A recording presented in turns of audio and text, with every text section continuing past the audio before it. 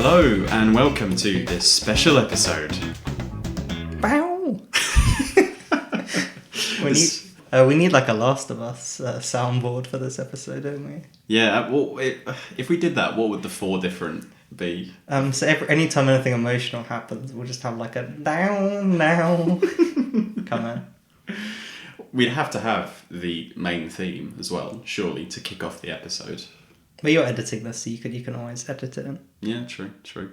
Okay, hello, welcome to this special episode of Podcast 2, right, Harry? We're done with Mediate at this point. All those episodes have been edited.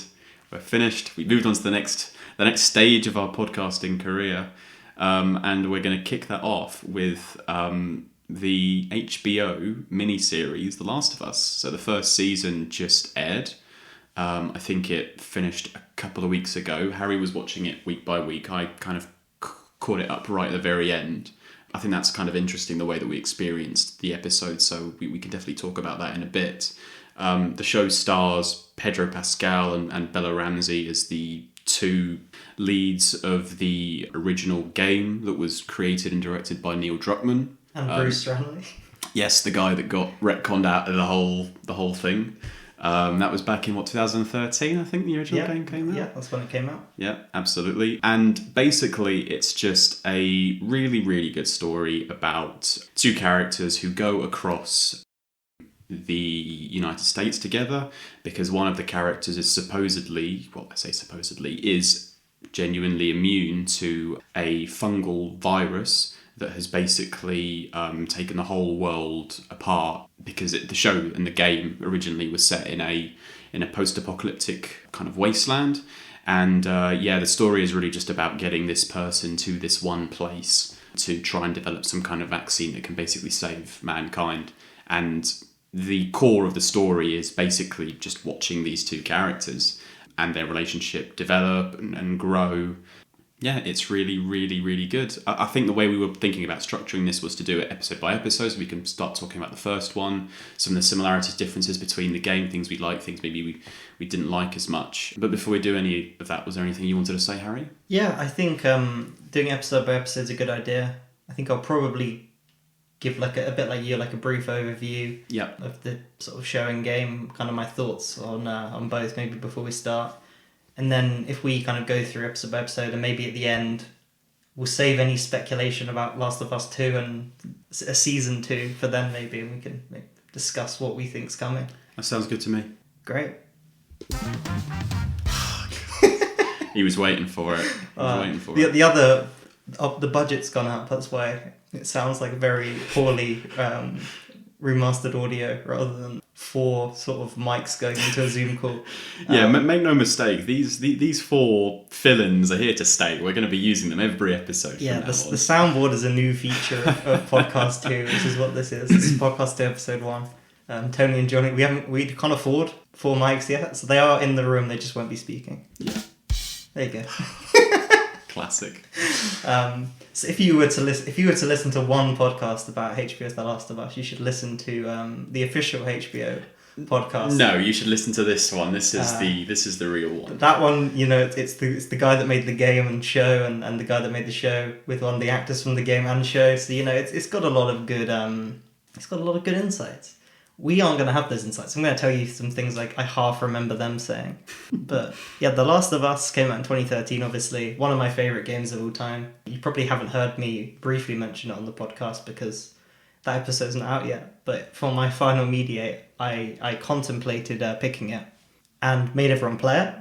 And then because it took so many years to sort of get around to actually doing it, I ended up changing my pick. I ended up dropping it. Partially because I've had so many conversations with people about it and conversations in my head about what I would talk about in an episode of it that I feel like I've done the podcast about 10 times.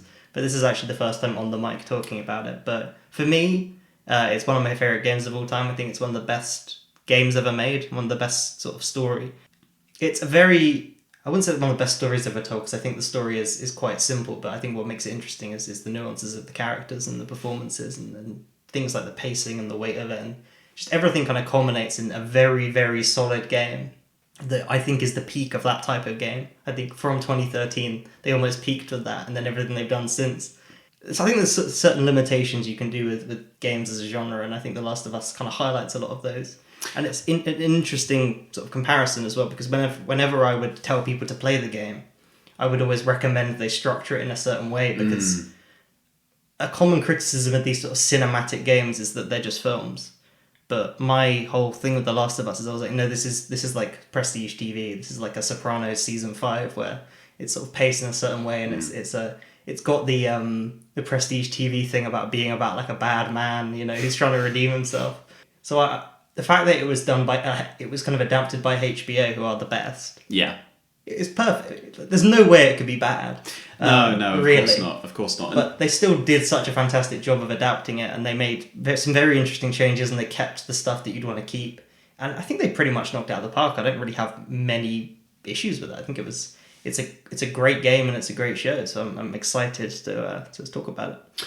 Really quickly, when the game came out, it was coming off of the back of this sort of common theme that people were really into at the time, which was almost zombie apocalypses, right? And Last of Us was kind of like sort of in that final part of that final wave of that before I guess people moved on to other things in popular TV and culture around that time in the media and stuff, fictional stories. Yeah, it was the combination of a lot of things in the culture. I feel like it's pretty much the last big game of the PlayStation 3 and that sort of era of that generation of games. I think it's a good summation of that. And it was an era dominated by zombie fiction, and obviously zombie sort of films were a few years earlier. That was sort of a big boom, and then The Walking Dead was sort of airing around this time. So it was, I guess people were starting to get zombie fatigue, and the way that everyone's got superhero fatigue now. Absolutely. So I think it is a good sort of combination of that. I think the show kind of expands on what... It's interesting because it uses a zombie-like setting, but it's not really about that, the game. And I think the show goes even further with that, where after episode 5, I think you have 2 infected, and from 6 to 9, and they cut out a lot of that stuff because I think they identify that the thing that people really like about The Last of Us is the characters. It's human beings. Yeah, absolutely. It's interesting that you mention that because I think that part of the show is incredibly refreshing, and it's one of those main differences between playing a video game where you're heavily involved with almost a medium that thrives on having good action, whereas in a TV show you can afford to have less of that and have, as I said, I think last week to you off the podcast, some of the juicy character development basically. But I've spoken to people who've also watched the show, who've played the game, and I don't know if there's been a massive backlash of this, but there's definitely been a criticism, which I don't agree with at all, that there should have been more action set pieces like that. And one of the main reasons people like episode 5 so much, which we'll get onto in a minute, is because it has this incredibly it has a pretty strong it has a pretty strong action scene towards the end that I think is a bit more video gamey compared to the rest of the show. And it's also interesting because, on the other hand, from when I've listened to some like TV sort of podcasts or spoken to people who have not played the game but have watched the show, they almost highlight that moment as the weakest part of like, oh, that was, like, it's so video gamey, like the way the big boss monster comes out. Yeah. I think I remember speaking to my dad who really enjoyed the show but hadn't played the game. After episode 5, he's like, I hope you'd never see another infected again. And he almost got his wish, more or less. And I think he enjoyed the second half of the show a bit more, perhaps, because it was more sort of human-based, character-based stuff. Well, the interesting thing about the game that you kind of alluded to earlier is that the way it's paced is really, really interesting. First of all, it has the cool, I guess, gimmick of it being separated by 4 distinct seasons. And I don't mean seasons of a show, I mean seasons of a year. So summer is where it starts, goes into autumn or fall, as it's called in the game because it's American. Then there's winter and spring. And the thing that I think works really, really well when you look at the way the seasons are in terms of length, but also the pacing, is that the largest one by far, the bulk of the game, is summer, isn't it? Yeah. And then every season after that is almost its own.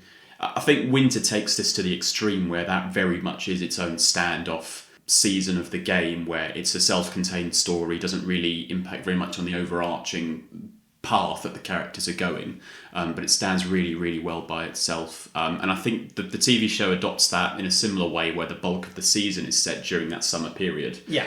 and then one episode per season, like in the game. It's kind of a sort of 3-act structure in a way, because whenever you see them mapped out, it's like 70% of it's always Act 1.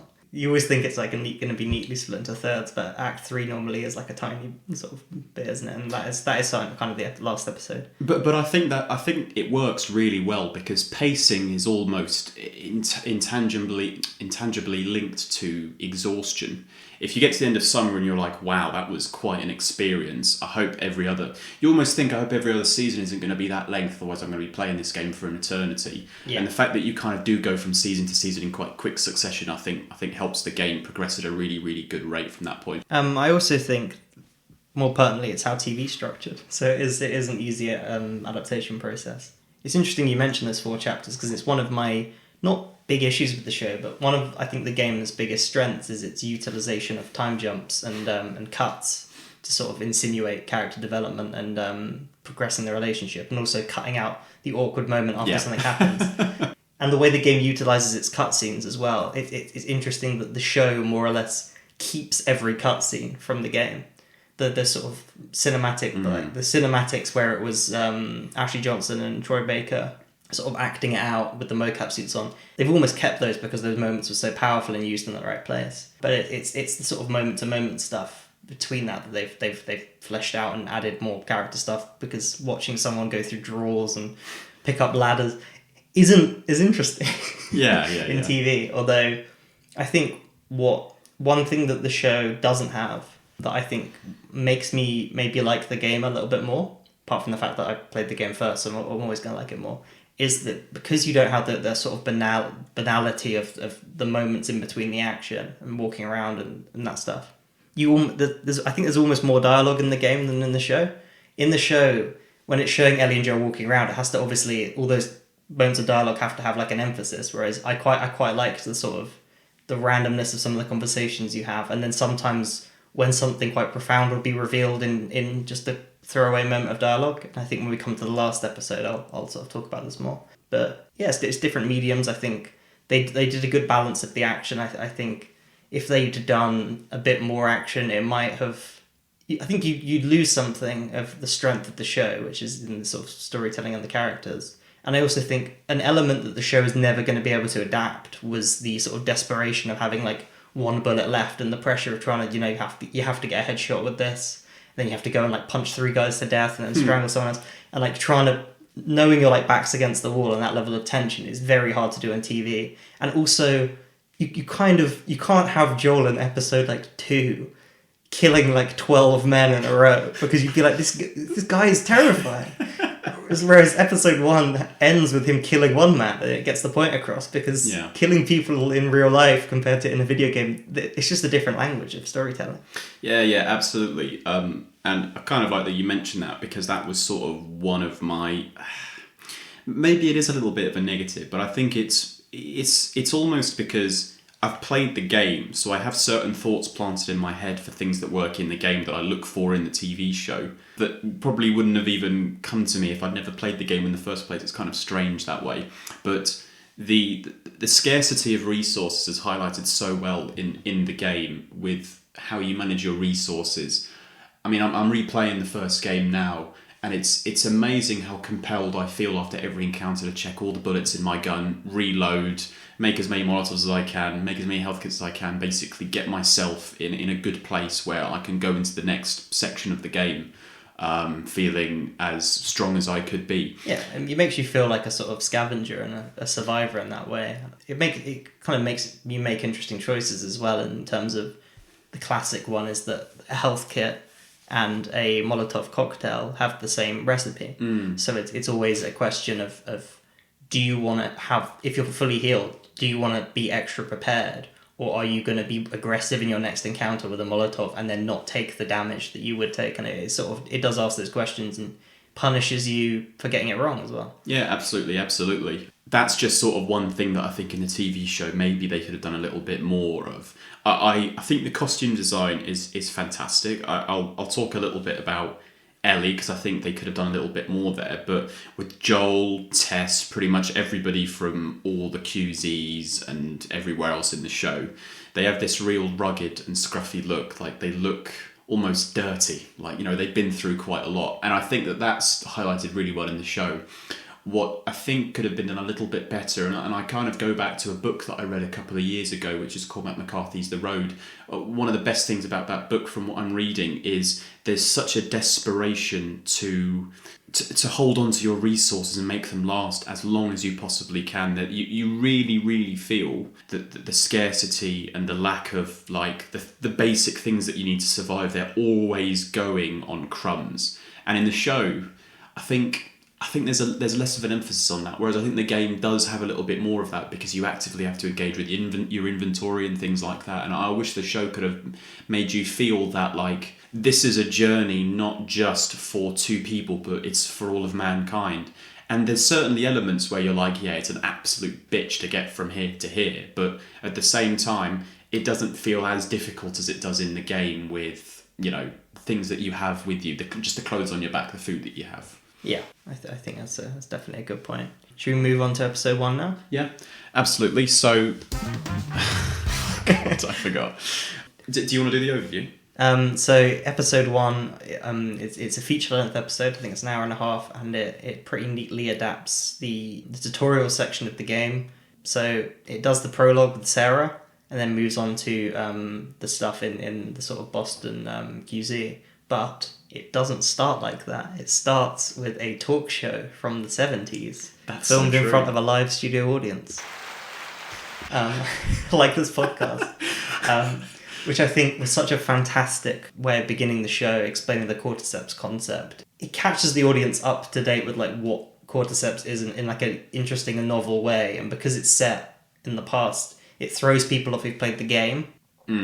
It's I've not seen Chernobyl, but I know Craig Mazin was the showrunner of Chernobyl, and it seems like what Chernobyl is like. So I guess it's him playing to his strengths. And there's another cold open in episode 2, I think, or 3, that is also really strong. Yes. And I think it's a great way of grounding it.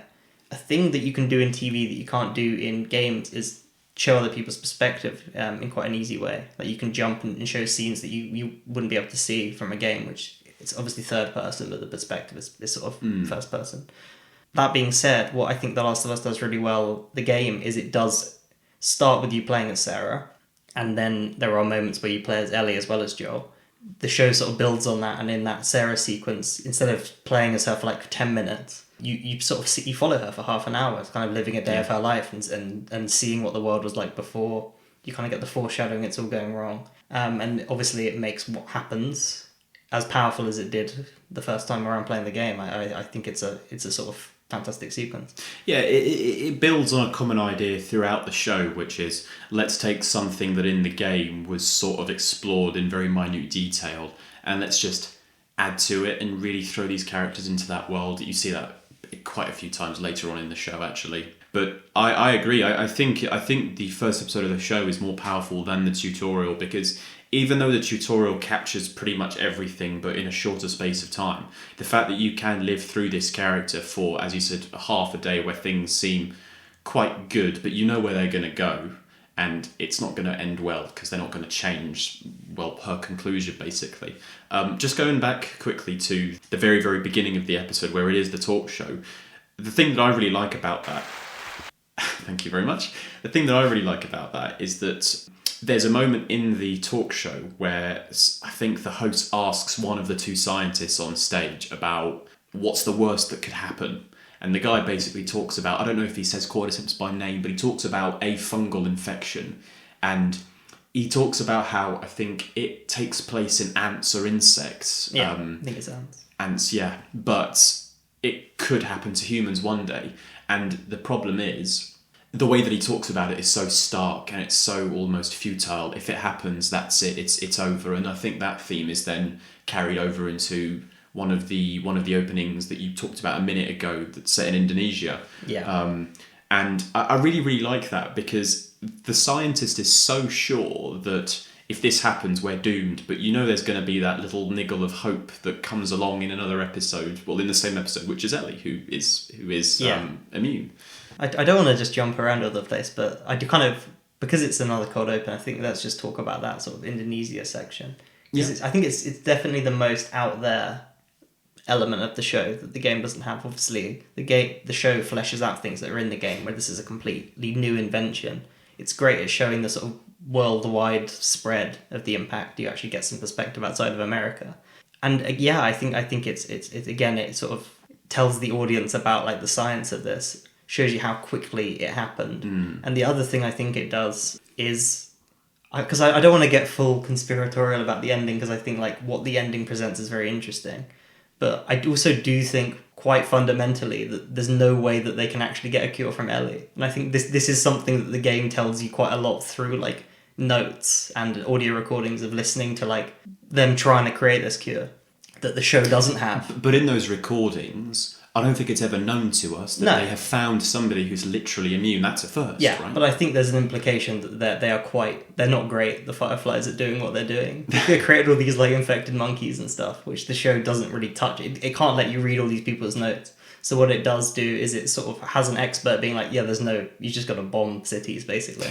That's the only way you can stop this. So I think it does a good job at like setting that up, but also it's just good in its own way. But I also don't want to be like one of these people that's like, I think Joel was morally justified because if you look at this bit of evidence. So no, I see what you're saying. Yeah, I think that there are a lot of interesting conversations around like the final episode, but I think this does a great job of like showing you like this is how quickly the world is going to be fucked by this. Yeah, absolutely. I don't think I've got anything more to say to that. I think it riffs really nicely on the opening of the first episode, which is just, there's nothing you can do. This has happened.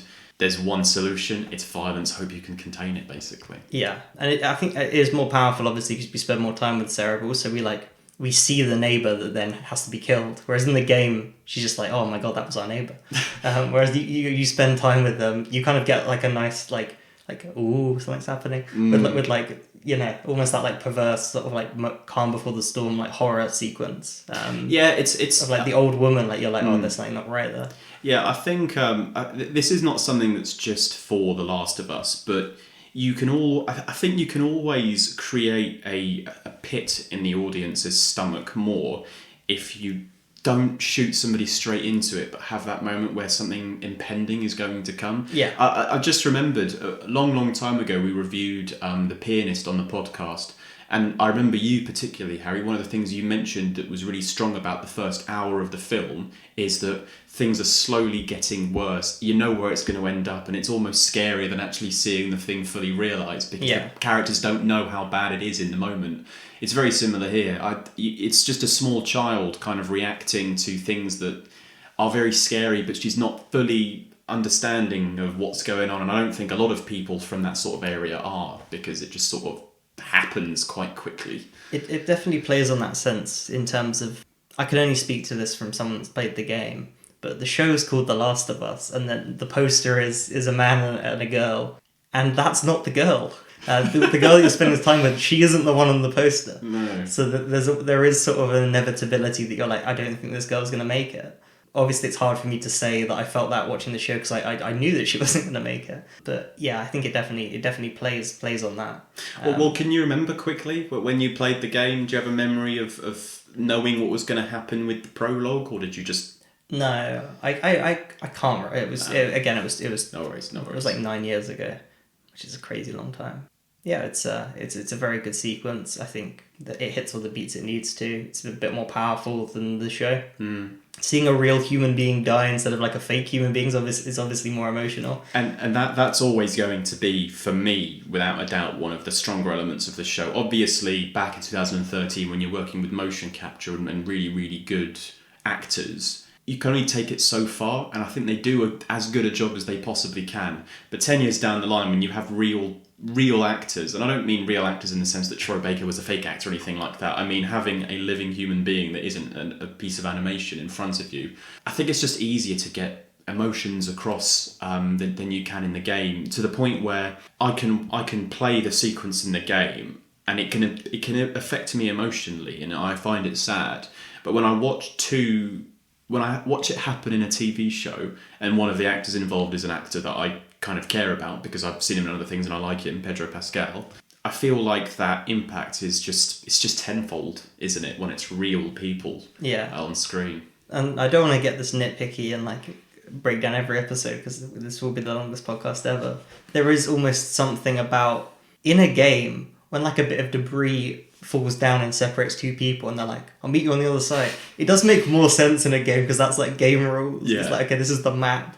So it does sort of like, when you see it happening in live action, Tommy's split up, I can't help but be like, this is quite dumb in real life. But like, it's like, this is like blocked in such a way that it is very gamey in that sense. But yeah. Well, I almost feel like the TV show can't help but have moments like that if it's adapting source material that's in the video game. Like Ellie crawl into that vent and open this door, like, you know.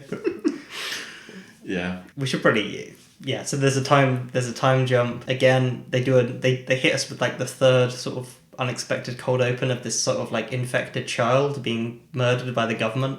And then you see Joel burning their body, which is a pretty stark character introduction. And it sort of does what the game does, where it has to show you this guy's completely dead inside. And it does that in quite an effective way with this sort of opening of this infected child sort of being put down and then burnt by him. There is, I think, something quite interesting about... One of my favourite elements of the game is that Joel is like completely dead inside. Like it's a crazy long time jump, 20 years. But he's had like nothing, very little has happened in those 20 years that is like positive for him. He's sort of just gone like fucko mode and killed a load of people. Whereas in the show, he does have a bit more of a life in that his implied romantic relationship with Tess seems to be a little bit more mutual in the show. And he also has something he wants to do, that he's trying to find Tommy. He actually has some motivating factor. Whereas in the game, his motivating factor is like, Robert stole our guns, we got to kill him.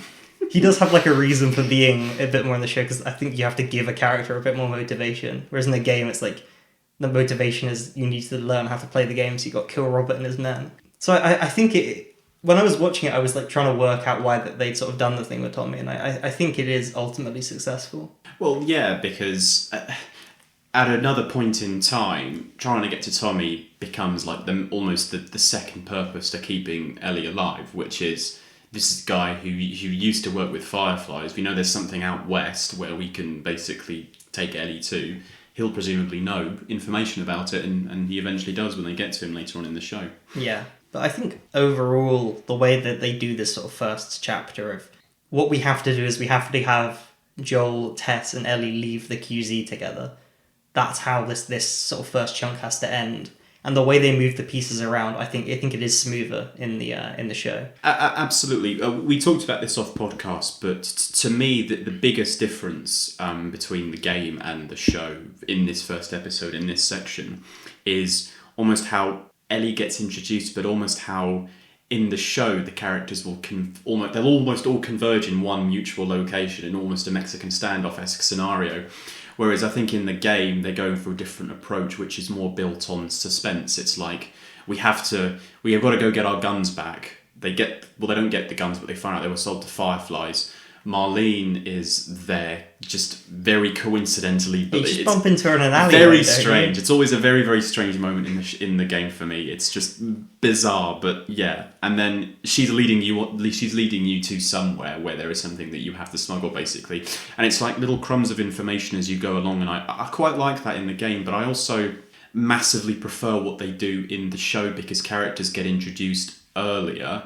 You get a better understanding of almost where they come from and what their situation is. You understand that Ellie has been locked up for reasons. You understand Marlene has got a point for something to do with Ellie. Yeah. Joel and Tess are after the guns. Robert's trying to sell them. It's like I think you get a better sense of what's going on as a whole with this group. You can sort of split perspective, which I think it does a good job of doing that. The other thing I guess it doesn't have to do is it doesn't have to teach you the controls. So instead of doing that, it sort of teaches the audience about the world. The game, it takes your time walking around the QZ and seeing a lot of incidental stuff, whereas the show, you can't they can't have a scene where in the background there's like something happening and you're like, oh, that looks like there's a guy shooting a guy there. That has to obviously dedicate focus. So I'm glad they spent a lot of time sort of adapting everything that you can kind of experience in this sort of opening section. I'm glad to see Robert got some more screen time as well because he's a quintessential Last of Us character. The main bad guy of the whole game. Yeah, I think the way they did it was pretty good as well. Yeah, it's probably a better introduction than the game. It doesn't have sort of sequences that the game has that I think are quite powerful. Like when it teaches you to aim by, there's like a guy who's going to turn infected and it's like, do you want to shoot him or not? Which I think is good storytelling. And then also there's another big change, which is the way that the infection spread is different in that they don't have the spores, because it makes no sense in real life because the spores would just go everywhere and everyone would be infected. Yeah. And also it doesn't look good. But there's obviously, they have to change the shorthand of like realizing Ellie's immune because they can't have her breathing in spores. And from what I remember, the episode ends with Joel and Tess basically agreeing to take this young girl to the Capitol building in Boston, in the main Boston area, where they're going to give her to some fireflies. I think from what I remember, they're basically told, "Oh, this is the daughter of somebody high up in the organisation," or something. They don't really say what it is, but I think they do a pretty great job. In the game, you kill a lot of people and leave, whereas in the show, they have Joel's job is a bit different. He's sort of smuggling and trading. There's the whole radio system he's trying to get to Tommy, and as part of that, he's trying to get a truck battery. So that's like the thing. Is like he wants a truck battery to go to Tommy, so he's going to do that to get this.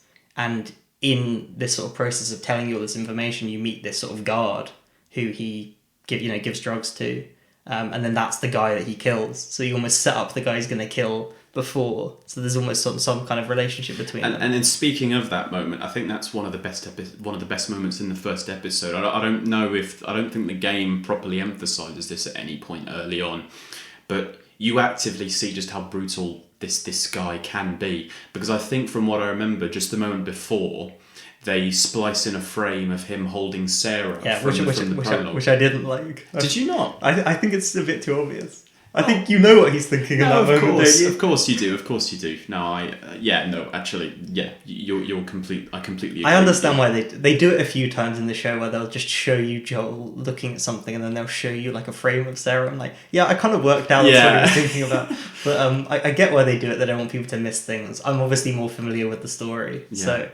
The reason I think that frame works so well is because it literally shows you what he's going to do next is based purely on some kind of deep emotional trauma, which is almost like Joel is in a situation right now that's incredibly reminiscent of something that's deeply upsetting for him from 20 years ago. And his sort of way of almost dealing with that in the moment is to just absolutely rip this guy apart. Pretty much. I mean, it's the whole show's about him trying to sort of make up for a mistake that he sort of made or thinks he made. It's his inability to sort of open up because he doesn't want to be hurt in that way again. And the way sort of he expresses sort of feelings, I guess, is through violence. That's sort of his love language. And I think the great thing is obviously the way the sequence is done.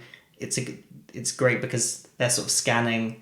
So Ellie acts, stab with the stab. I think it's a good character introduction for Ellie as well because it can split the perspective and show you sort of her with Marlene before you meet her. And the other great moment is that when Joel does it, there's a shot of Ellie just like enjoying it. She's instead of being disgusted, she's like, yeah, this guy's gonna kill people for me. She sort of found a protector in a way.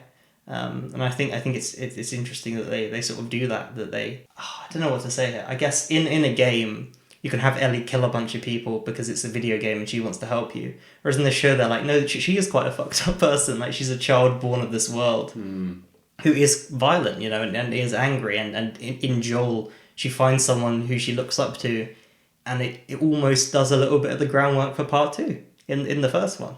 When she's going to be the protagonist. So Absolutely. I think from episode 1 of the show, they're almost setting up what's to come in a quite interesting way. Should we move on to episode 2? Amazing. So, episode 2, kind of a continuation of the first episode. So you're still with the main group. So Joel, Tess, Ellie. They're getting closer to the Capitol building, which is where they're supposed to meet the Fireflies. It's a good episode. It's probably not one of the strongest ones, but I think that's just down to it almost being like a transition episode. It has a really good ending, of course, but getting to that ending, it's just going on a journey. I don't think we have too much to say about this. It is the way they adapt the game is interesting, and that they have to show Ellie's immune. They have her be bit in that sequence, and they obviously have to have Tess be bit and you not see it. This is maybe the most impressive episode in terms of like the way that they've made the game, because a lot of the other, visually, so a lot of the other episodes, They're going to be in a QZ. They're going to be walking on roads and going through cities and stuff. This is like very out in the open. We're in Boston. There's like moss everywhere. You know, it's overgrowth. It's derelict cars. They have the shot of walking across the wooden bridge. The cinematography in this episode is the most, maybe not the best of the show, but it is the most like reminiscent of the game, which I think is impressive. And I think all the visual effects are very good in that I think a lot of it is sets and a lot of it is sort of visual effects helping sets. And it does feel like they're actually in this environment. Absolutely. I think the moment that's a little bit like that for me in the game is actually in the tutorial area when you first make it. You kind of, I can't remember exactly where it is, but it's definitely not in the QZ, but they're in a quiet area. They basically get out from being underground or inside a house, and it's absolutely gorgeous. I mean, it's just visuals of things that have completely overgrown, and nature has basically taken its course and reclaimed some of that urbanization, I guess. And I think in the episode we're talking about here, the moment where they first look at these towers that are kind of leaning on each other, and it's just so green. It's really, really stunning. It's breathtaking, really. Yeah, the way that because it's obviously way easier to do that with like, you know, hexagons and polygons or whatever. So the way they're able to do that in TV show, like on the budget they have, obviously it's a HBO show, but like it is impressive the way that they've managed to make it have real people in this environment and it doesn't look stupid. Again, with that, it's a game thing. The fact that they're in this giant open city and they're like, we need to go through this one specific building and through this window to continue. It's like, it does feel a bit weird because it is more normal than I guess they have a specific path and route that they know quite well when they're going to places, so they just want to stick to that route. But I know what you mean. It is a little bit. They also change how the infected work. I think in a better way, where they're almost one single organism. So stepping on a branch will wake up a pack, and they use that quite effectively in the end of the episode when they instead of having you kill a bunch of Fedra soldiers for literally no reason. I don't know why they would be there. Yeah. They have it happen with a group of infected. Yeah. But from what I remember, you told me you preferred the ending of that section in the game than you do in the show. Why is that? So I think I think it's Anna Torv who plays Tess, and I think she is very good. And I think it obviously it's a very well performed scene. But I think I do prefer the death scene from the game. I guess it's also in the show. Obviously, Joel has no interest in carrying Ellie beyond this point, but does so. I think in the game he isn't like, I'm going to give you to Bill and Frank, which is what it is in the show. But he's like, I'm going to get you to Tommy because he'll know. That's almost the next sort of point. But the reason he carries on is because Tess sort of guilts him into doing it. And I think that... But is that not the case almost in both the game and the show? So I'm sort of... it is the case in both. What I think I like about the game is there's almost like there's more of a desperation to it. That Tess, in her final moments, everything's more implied. She's almost, you have more of her backstory in the show, whereas in the game it's more implication that her life's kind of been fucked up. She's done a lot of horrible shit. She's kind of got this thing with Joel that's not really a relationship, but they have something between them, is literally what she says. And she's realised that, my life, this is the end of my life, I've got nothing left. I just need to I want to go out as a hero, so I'm going to do that by doing this sort of pointless standoff with these guys and just guilt Joel into taking this girl. This has to mean something. And I think it is in the show, and you could argue maybe it's better in the show because they spell it out more, but I think there's like an implication of like the desperation and how sort of sad everything is in especially in that scene where she's sort of guilting Joel and then makes her final sort of stand, that I think I prefer. Yeah, I think the reason why I actually prefer what they do in the show more is very, very heavily linked to what you've just talked about, which is ultimately the Tess factor. I think in the show, after the sequence where it's implied that she's been bitten, but you don't know until the very end, of course, there's clearly an agitation around her, or there's clearly something that's not quite right, but Joel doesn't really ask about it. Then they get to the Capitol building and you realise, she's been bitten and things are kind of falling apart for her very, very quickly. In the game, however, I feel like, and I don't know, I think this is just comes down to writing, but she seems completely normal after the sequences in that building where she is supposed to have been bitten.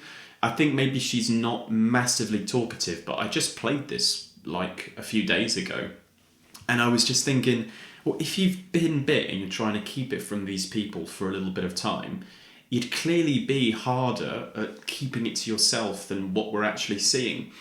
And it's almost like in the game she's been bitten, but there's no way you could have assumed that from the way that she's behaving or acting. Whereas I think when you have a good actress like Anna Torv is her name, I think that gets conveyed better. And then I think when you have that final standoff when she is trying to set the lighter on, I think that's just conveyed better personally for me. And I prefer it again being a group of infected that come rushing rather than a group of Fedra soldiers that are just there for some reason. Yeah, I guess there's something about in the show, because all the infected are coming, her sacrifice kind of makes sense. Whereas I feel like in the game, she's reached the end of the line and just wants to make a point, and it's almost assisted suicide the way she's going to like hold them off.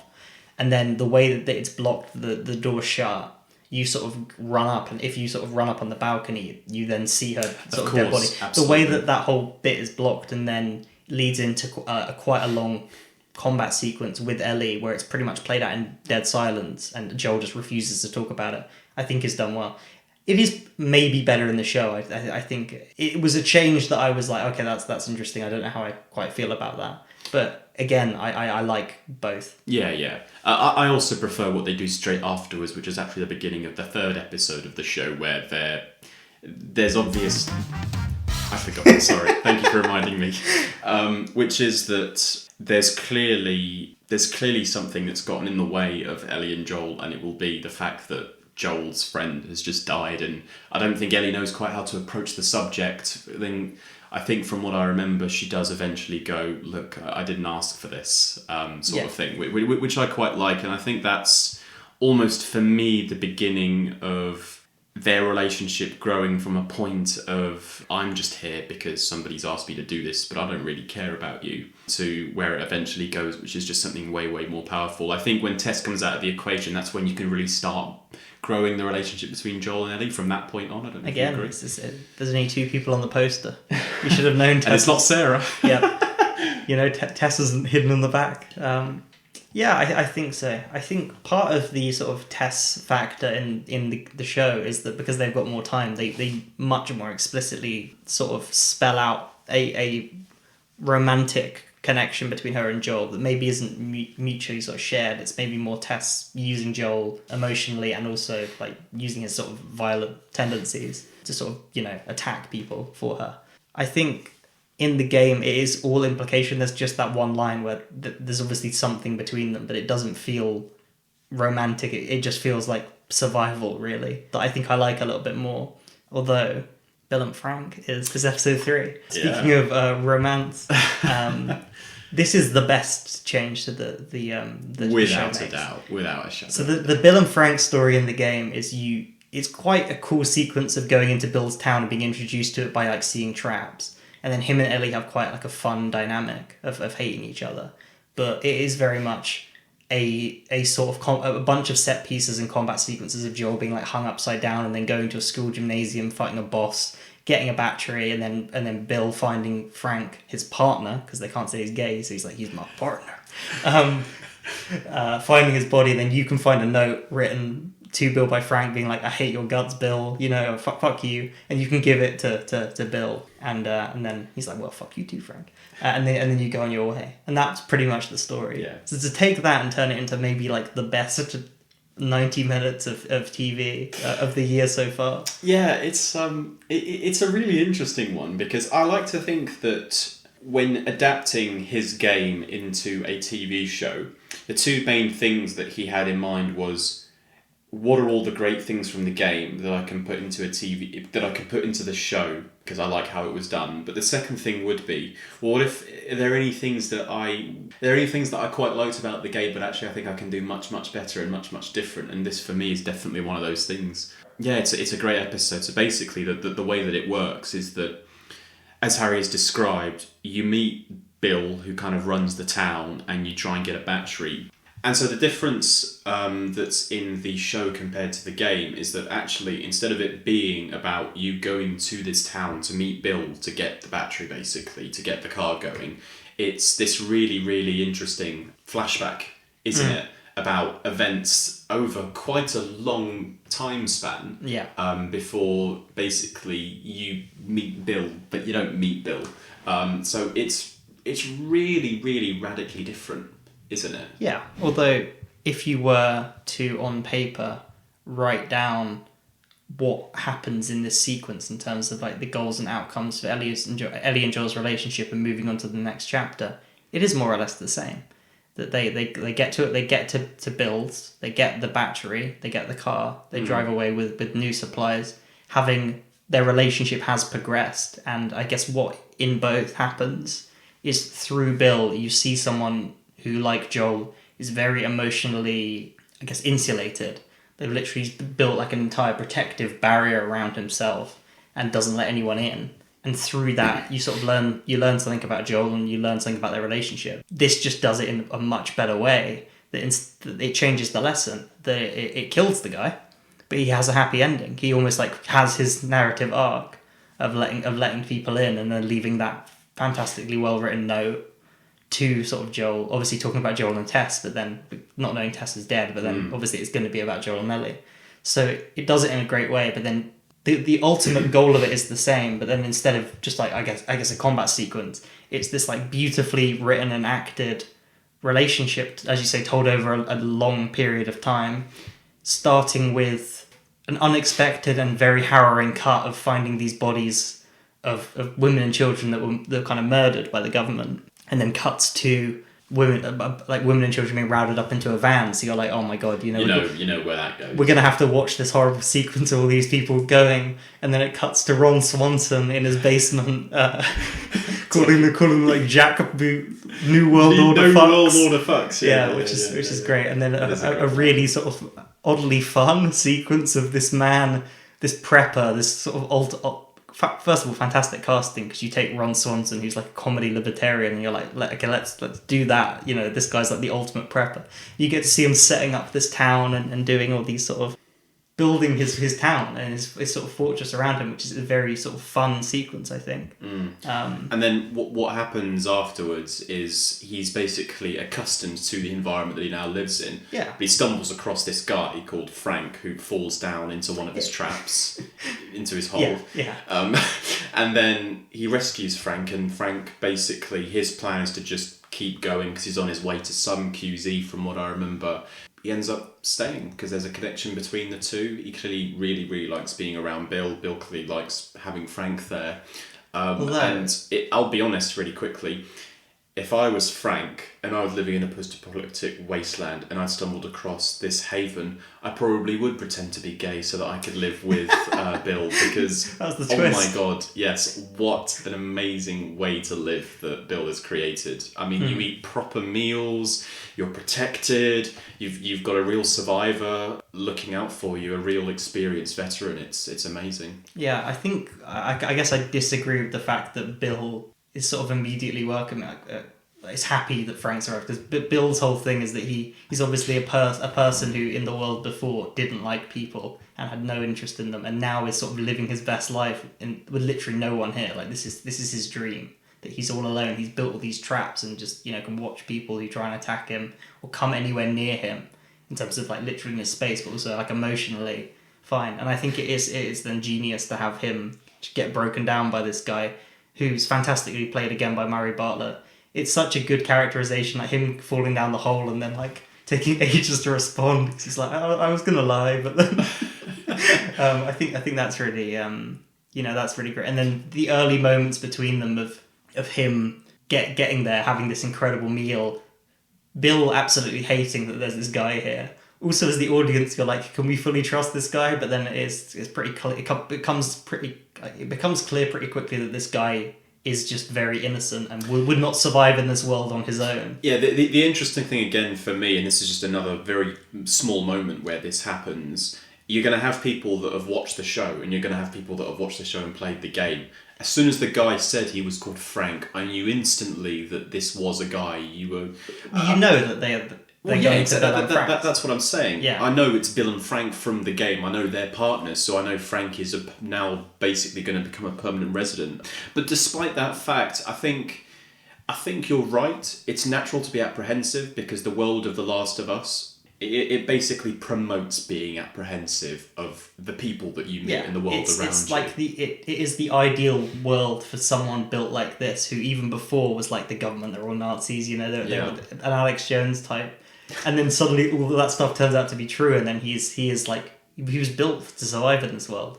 And then it's interesting to have someone that's completely the opposite, that is very sweet and wouldn't really tell a lie, but is also quite canny in that he finds this place and is like, he's going to be sent on his way, but he's like, I need to stay here, and then almost finds his weak point. They're like, this guy, you know, he's in the closet. Great sequence where he's playing the piano, and I guess the cliche bit would be Frank comes in as, you know, beautiful on the piano, and Bill falls in love. It was really, Frank's terrible on the piano, absolutely butchering it. And it's the song that the episode is named after, Long, Long Time, which I think, you know, the lyrics kind of tell the story of the episode. Then it's Bill doing it, and then Frank's like, oh, okay, I see what this guy is. And that's what I was going to say. I think just Frank's immediate demeanour is not one that... Because the interesting thing is that David, in a later episode, is almost a little bit that same way, where he's polite and soft-spoken and comes across well-meaning. And I think that Frank does the same, but there's something, you know, is more trusting about Frank. His whole demeanour is just so much more approachable. He seems very honest and open, as you've said. Despite not knowing his name was Frank, I could clearly see that something was going to strike up here. I'm really glad that the following sequence, where they're literally about to have sex, is uncompromised, and they actually spend time in that scene, because I think in a lot of sort of mainstream TV, when two gay people are going to have that kind of that physical side of their relationship, it's going to be a very quick cut to the next scene. So I like that they actually spend time doing that scene properly. And then, as I've said, you see a collection of different points in their life together as they grow. Joel and Tess eventually become almost tradesmen with them, which is really cool. It is fun, because I think what it does very well is, and I know this is I'm stealing this directly from what they were talking about, but throughout the entire show they were trying to create as many sort of Joel and Ellies as possible. That there is a type of relationship in this world of protector and protected, of person who's compassionate, open, and someone who's closed off and shut down. And obviously Bill and Frank are that. Joel and Tess are that when they're there, Joel and Bill are, you know, they're both grumpy, they don't really like each other, but their way of like connecting is Joel being like, you know, that fence is going to fall down. I mean, that they clearly both have a dynamic with their own counterparts that both Bill and Joel can kind of see in themselves and see in each other. Yeah. But I also like that throughout the show, even though, as you mentioned, you do have this relationship between the protector and the protected does chip in, and they're actually there to support if need be. Yeah. But they're almost the emotional support, aren't they, as well? Like Absolutely. But even physically, when Bill gets injured, Frank is there to fix him up. When Joel gets stabbed, or in the game, like falls on a fucking on a thing that you probably shouldn't survive that in real life. That's a definite death. Ellie is there to like patch him up and get him. So there's definitely a mutual, you support me, I support you. But obviously there is a bit more of the scales are weighted more to Joel and Bill being that role. There's like a violence doer, and then there's more of a, I guess, like you say, physical, emotional support, more intelligent. There is sort of that. So that's when Bill is injured, he's saying, Frank, you need Joel. We need Joel here. We need like that sort of violence doer to kind of come in and you know, because you won't be able to do this on your own. Great sequence, by the way, of just, you know, seeing all the fire and like his crazy sort of setup. Yeah, I don't know why he's standing in the middle of the road. That was a bit of a mistake. It is great, but it's the biggest. Where that goes on to is like the biggest pull the rug out from under you moment, where I'm like, well, I can see Bill's injured, but I know he's going to be fine because I've played the game. And in the next sequence, he's clearly okay, and Frank's the one who's suffering from presumably some kind of cancer or something, a similar terminal illness like that.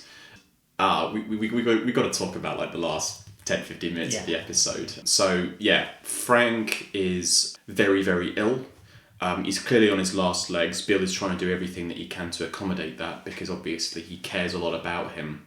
And what it leads to is just a moment that I can't describe in any other way as it's brilliant, but it's also there to fuck completely with people who played the game and have certain expectations and predictions as to things that will happen. And then, because that for me was the first moment in the whole show at the end of episode 3 where I was like, wow, that what they're doing here deserves to be made. It's not just copy and paste verbatim the game. It's literally like, no, we're going to take some things, improve on them, and we're actually going to subvert your expectations a little bit. Yeah. The second this episode finished, I thought there's no, like, they're going to nail the rest of this, because to make such a brave decision in changing this, but then keeping the sort of skeleton of it, but then fleshing out and just adding so much like beautiful kind of stuff. I just knew, because this is kind of a weak part of the game. So I'm like, I know they're going to absolutely nail the really strong part of the game, which they ended up doing. But there are a few moments that sort of the flash forwards that I think are really great. Obviously, Frank wanting friends, but then also trading his guns for strawberries and that moment of Bill like laughing like a small child at having like a strawberry and like having something sort of so natural and from the old world in that way. And their sort of final day together, like the small detail of seeing Frank's paintings of Bill and then seeing the final one on the canvas where he's obviously not able to do it anymore. And because of that, he wants to die. So they have one final day together, plays the song from the start of Arrival. That's absolutely true. I remember that happening, and I remember wanting to message you and forgetting. That sort of incredibly like emotional song. It's a great piece of music, Max Richter. And it's a great sequence. Obviously, the reveal that Bill has also poisoned himself because they want to go out together. That's the moment, it's incredibly romantic. But then he says like, this isn't going to be like the end of a play. This isn't going to be like a Romeo and Juliet sort of thing. I think Carsten Runquist in his video analysis, I think he hit the nail perfectly on the head when he said that this show was about like...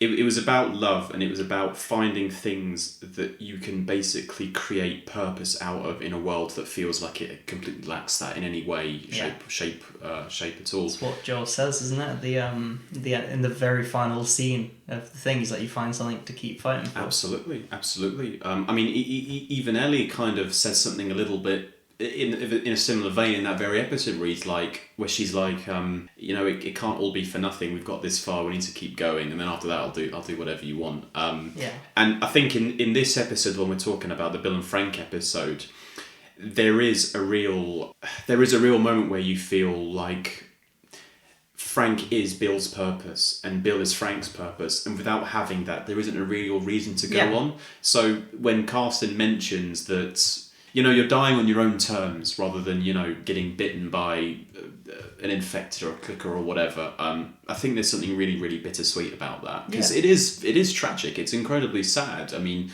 ideally, we'd live in a world where nobody dies, and those sort of relationships can carry on existing because they are amazing. But everything dies at some point. So the fact that they're able to do it the way that they want it done is really, really nice, I think. Yeah, they sort of have that perfect day, and it is a very emotional sequence. It's thematically very powerful, and then you end it with the letter that sort of, if you as the audience have not understood why you've been watching this for an hour, explains, this relationship, they found purpose in each other. Joel, I guess, he literally goes like, Joel, I hate you, you don't understand this, you need to learn this narrative lesson for the next 6 episodes. And then Joel and Ellie go on their way, having sort of they haven't seen the events of the episode, but from the note and everything, they've I guess experienced it in a sense, and they're going to move on. So you're a fucking idiot if you don't understand the point of this episode. Like, if you're like, oh, this is it's pointless. Like, first of all, you completely missed the point. And second of all, come on. We know what this is about. We know we don't like this episode. Yeah. But yeah, it was very good. Which brings us on quite nicely to episode 4, right?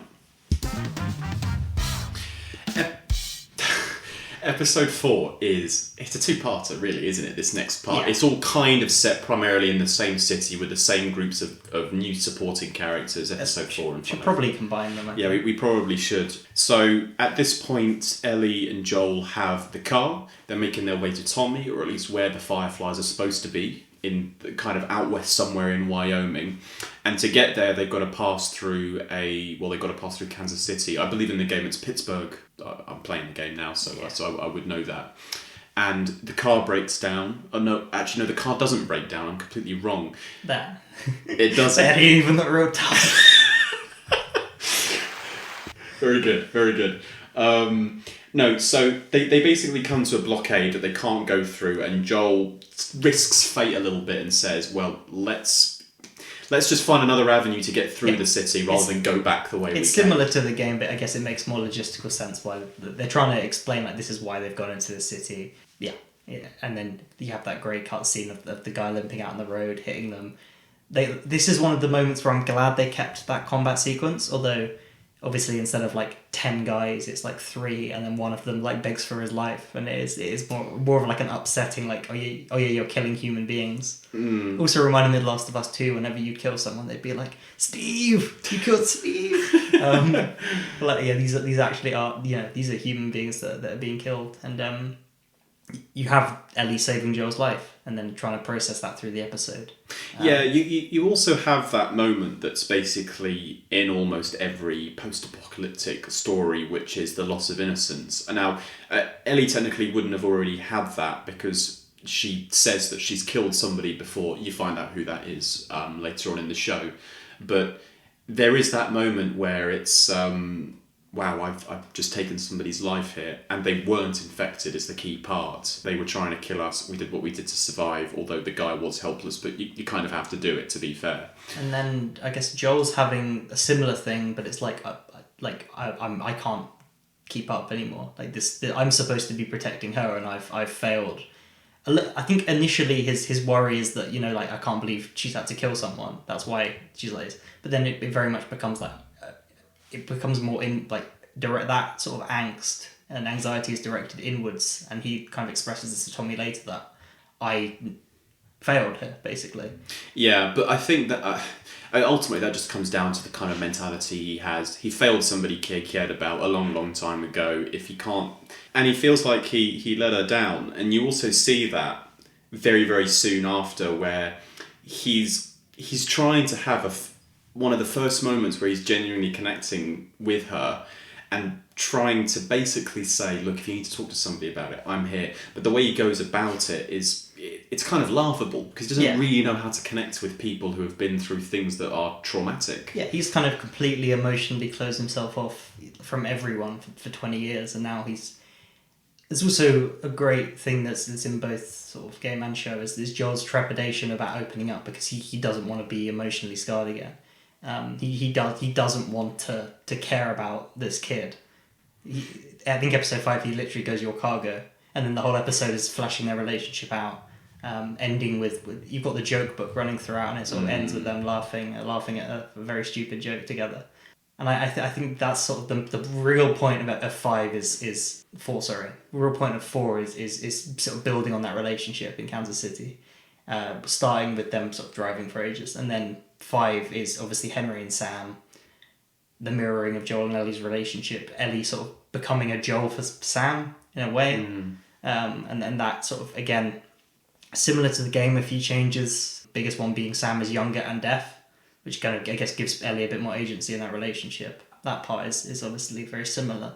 The big change in these 2 episodes is what's actually happening in the city. In the game, you're very much being chased by NPCs whose leader is just like this big truck that's sort of hunting you for kind of no reason. I guess. Well, guess what? They turn that truck into a woman. They do, a woman.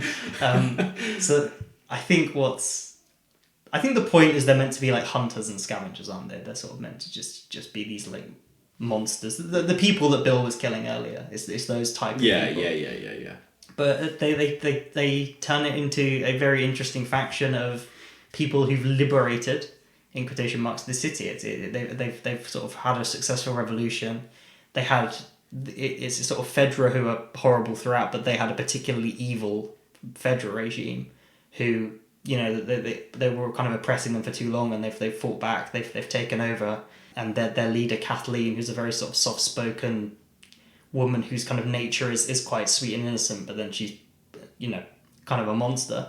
In terms of her morality, is trying to kill everyone who participated and sort of snitched on people to Fedra, and is mainly trying to hunt down this one guy who is Henry. Yeah, it's way more purposeful in the TV show, because you can actually assign a motivation to a particular person who's in charge of a group of people, who basically says, find me this guy. And the reason is because Henry's the older one. Yeah. He is for sure, yeah? Yeah. I get the names wrong sometimes. Because everybody's name in this fucking world is bland as fuck. So I always forget who's had... John. Oh, God. They literally could all be called John Smith, honestly. So Henry killed Kathleen's brother. You find out in episode 5 that the reason that he did that was... to get medicine. Yes. For Sam. Yeah. Then Kathleen goes full Joker mode and goes, children die, Henry. Yeah, it's very good. I think one of those one of the things we talked about outside of the podcast that I thought was a really interesting thing that you picked up on and talked about was, and this sort of goes with every character in the game and in the TV show, which is trying to imagine the kind of person that they were like before the whole thing happened. And you mentioned that Kathleen could easily have been a nursery school teacher or a primary school. I mean, somebody who would never harm a fly. Yeah, definitely. And I think it's in another case of her brother was clearly the leader of these people, clearly kind of a Joel in that sense, obviously a bit more, have a moral compass. She is what happens when an Ellie loses her Joel, in a sense. She sort of snaps, and it's all about vengeance, revenge, very similar to the themes of the second game. I think they do a good job of setting that up in this. That it's a bit like the Seraphites versus the wolves, and like the two factions against each other, primarily sort of motivated by revenge. But she doesn't have. I think why she's successful and he wasn't is she doesn't have that moral compass. That when she snapped, she's prepared to do evil things for, in her mind, the greater good. I guess an aspect I don't really like is it's a bit unclear. Joel and Ellie show up. I'm assuming this has just happened quite recently, that they've overthrown it. Well, yeah. Do you not see a scene in the episode where they're like that hanging Fedra soldiers? Yeah. So I think the uprising has just finished. Yeah, they've basically walked into this like plot line as it's a bit of a video game thing. Of the plot line starts when you arrive, but I think it is very interesting. I think she's a great sort of antagonist. You fully understand her motivations. I would agree with that, and I'm glad that they did that, because I think that this episode goes to show how framing can really mess with how you feel about characters. Now, I'm obviously on Henry and Sam's side. I want them to survive, so I mean pretty much at any cost, apart from if it infringes on Joel and Ellie surviving. So to see somebody harbouring some kind of grudge against them and wanting to kill them, I think the show portrays that in a villainous way, but I don't necessarily think that Kathleen is that villainous. She's obviously capable of doing terrible things. I think she does do there are a lot of scenes, especially episode 4, which are very funny because it's just her like walking into a scenario and saying the most evil thing possible and then leaving. Like she finds like where they were and then she's like, yes, they're gonna starve soon. Absolutely, but this is what that sort of the infected under the rubble. And it's like, yeah, we're not dealing with this yet. That's the problem. That comes back to bite, yeah.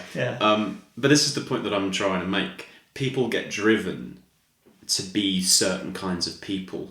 I don't think that's entirely their fault. What I was trying to tell you earlier on outside this podcast was that she's had to live under a very cruel regime for a very long time. Her brother's been taken away from her. I don't know in how else do you expect her to behave? Like it's almost completely foreseeable and natural for her to be out for blood and for her to do everything that it takes. Yeah, I guess in a utopian world that this very much isn't, she's supposed to just sort of forgive that and not be horrible. But that's sort of what her brother wanted, isn't it? She reveals that that's what he said, and then she obviously ignores that. And then that's and then her like bearded guy that follows her around is like, that's why, you're the MVP. you're number one, because you sort of that humanity was sort of holding us back in successfully overthrowing these people, and you as our leader were able to sort of, you know. And I'm sure that's that true. side. I'm sure that probably was the final thing that needed to be done for them to do what had to be done to overthrow the Fedra group in Kansas City. But it also doesn't change the fact that while I'm not massively happy about seeing that get fulfilled, ultimately glad it doesn't, because she dies, I'm at least partially empathetic to them, because I think that she was driven to be the person she is. And it's interesting when you get caught between that, and I would imagine that in the grand scheme of things, most people that watch the show probably really didn't like her, because she's trying to kill people that you like, but I don't really see it that way. I do quite like that dichotomy between Kathleen wanting to do what she wants to do and Henry and Sam wanting to do what they want to do, and John and Ellie kind of being caught between that constant battle that happens over 2 episodes. It makes sense as well, because obviously they've come into the situation, kill people, so they're being hunted as well. So them teaming up, it feels very natural. The way they sort of do it by ending the episode with them having their guns pointed at them. Weird decision to have the adult aim the gun at Ellie and then the kid aim the gun at Joel. But I guess. But they are very inexperienced. You know, that they didn't have any bullets in those guns. He's obviously never really killed anyone. He's ratted this guy out. And I think episode 5 is one of my favourites, if not my favourite, because of all the stuff we've talked about with Kathleen and fleshing it out, and also just very solid adaptations of the game, like having them go in that underground bunker and seeing sort of that emulated again. You don't have. I think there are a couple of things I really like about the game. Like, I really like the notes and the incidental story being told about this community under here, which isn't included, but it's sort of implied by having it there. And also they have the great bit in the game where it's very video gamey, where you get split up and like you as the adult have to care for the other child. Yeah. And it sort of builds trust in that sense, which I think is quite strong. It is really good. But I think they did it very well. And then the bit that I just absolutely loved was that they literally built that street from the game. With the sniper. Yeah, with the sniper. They built all these houses to do that sequence in a similar way that they have it with a sniper you have to kill. But when he gets to the sniper, you have a sort of great moment of this old guy who just wants to die, basically. He wants to do suicide by Joel. And then it also makes logistical sense why there's a sniper there, because he's radioed. They set up a perimeter, and then it leads to that great sort of zombie sequence. So I know that part, which is pretty much right at the end of summer. That whole sniper section, from what I remember us talking about some time ago, you were never too keen on it in the game, but I hope you like it more in the show. Yeah, I think I do like it in the game. It is a bit sort of. So I remember you telling me that you weren't too keen on it when we talked about it probably years ago. I think there's a couple of the set pieces that, like the bit where you're hanging upside down, I'm not a big fan of, because you just have infinite ammo. What, in the Bill and Frank town? And I guess the sniper, you have infinite ammo, but that kind of makes sense. It is a very OTT sequence, and they keep that in the show. But I do.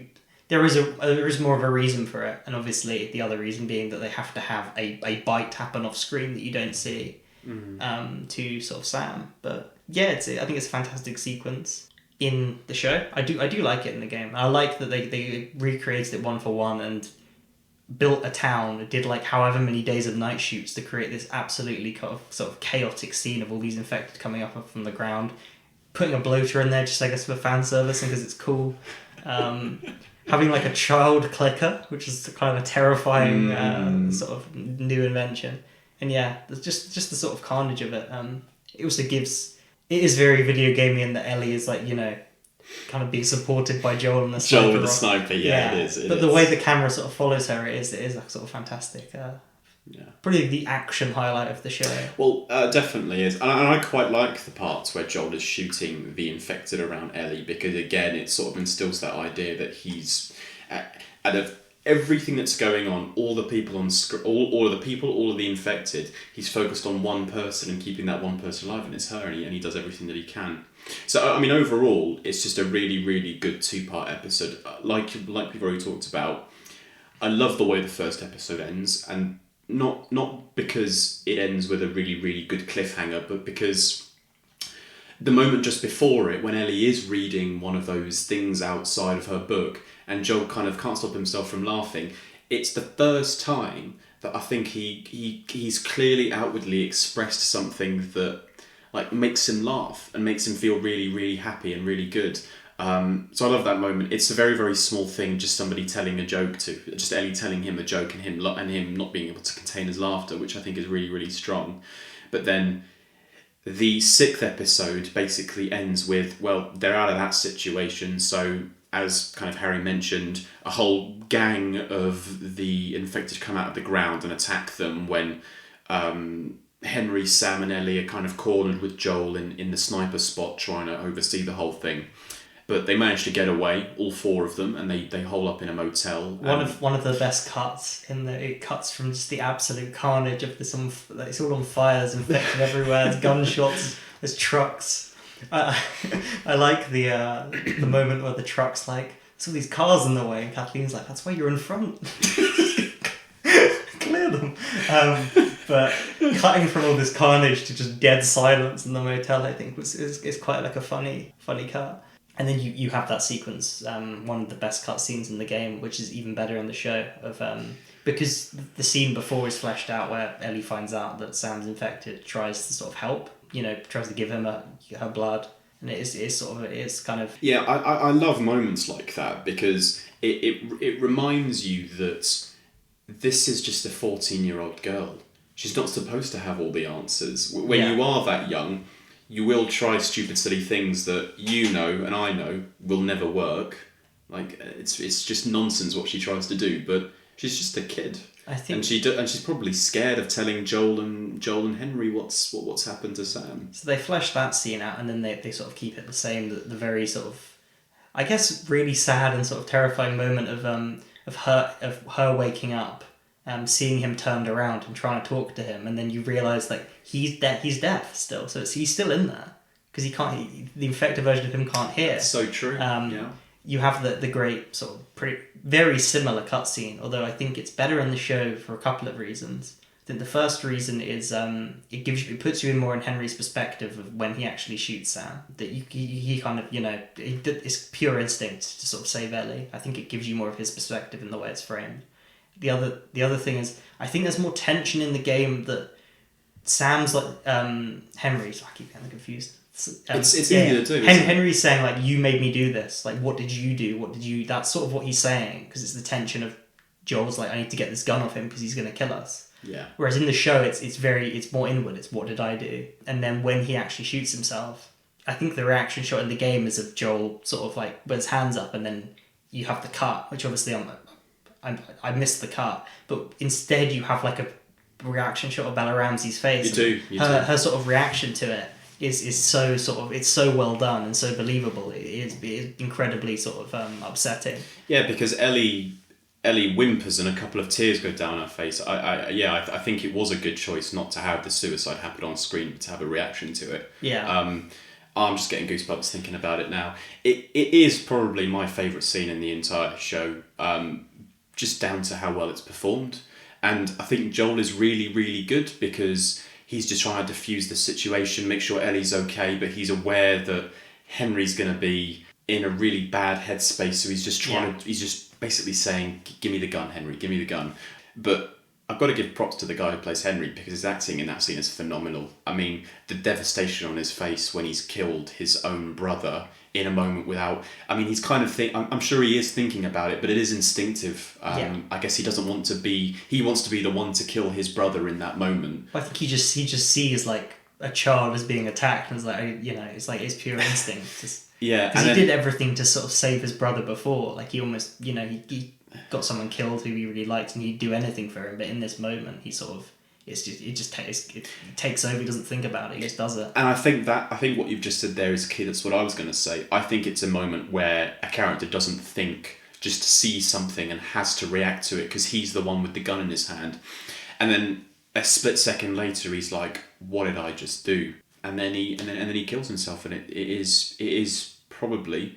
I remember in the game it being really, really sad. But again, when you have real actors, real people. I keep saying Yeah. real actors, like Troy Baker's not a real actor. I know what you know mean. what I'm Having trying human beings, Yeah, that's give exactly it- the point I'm trying. It's just like the sequence where Sarah dies at the start of the show.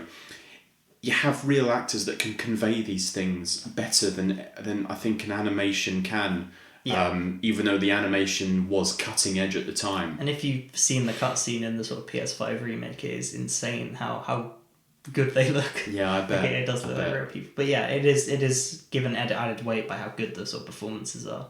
Yeah. And obviously, thematically, the whole point of this is, this guy, because he loves his brother so much, losing him, he literally has nothing left. Yeah. And that's Joel not wanting to open up to Ellie, wants to give her away in the next chapter because he can't go through this again. And it has a profound effect on both of them.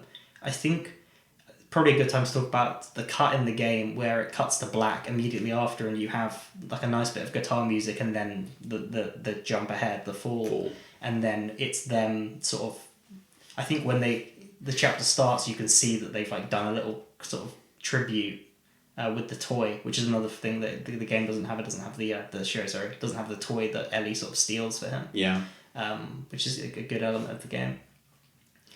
It doesn't do that. Instead, it sort of has them bury them in the episode, and it ends with Ellie sort of walking away and Joel sort of looking at her and I guess thinking these things. I get why I do like the cut in the game. I think it is good, but I'm glad that the episode ends where it does in the show. They kind of give you that extra beat of her writing on the pad that she couldn't save him. You can see Ellie starting to contemplate her purpose as being a sort of savior and what she's willing to do for this. And then on the other hand, you can see Joel's like, I can't go through this again. I can't lose this kid. Yeah, I don't think I could have put it better myself, actually. I think you're spot on with all of that. Oh, we're on to the next episode, are we? I had one more thing I wanted to say before that. Can you go back? Can we do it backwards? Yeah. Alright. One final thing. Before Henry and Sam die, towards the end of that episode, I'm thinking, and I told you this, the screenwriters killed off Bill when in the game he's alive. What if they do the reverse? I was praying. Yeah. I was praying. Is there some world where Henry and Sam survive and they either go their separate ways? Because they start talking about, like, you come with us, and it's like, oh, it's like the beat very ends. wholesome. Yeah, it is true that they do sort of. Yeah, that's a very good point. I remember thinking the same thing. Yeah, but it's only because those writers have proved to me that they're capable of taking a story in different directions, but ultimately having the same the same arc overall.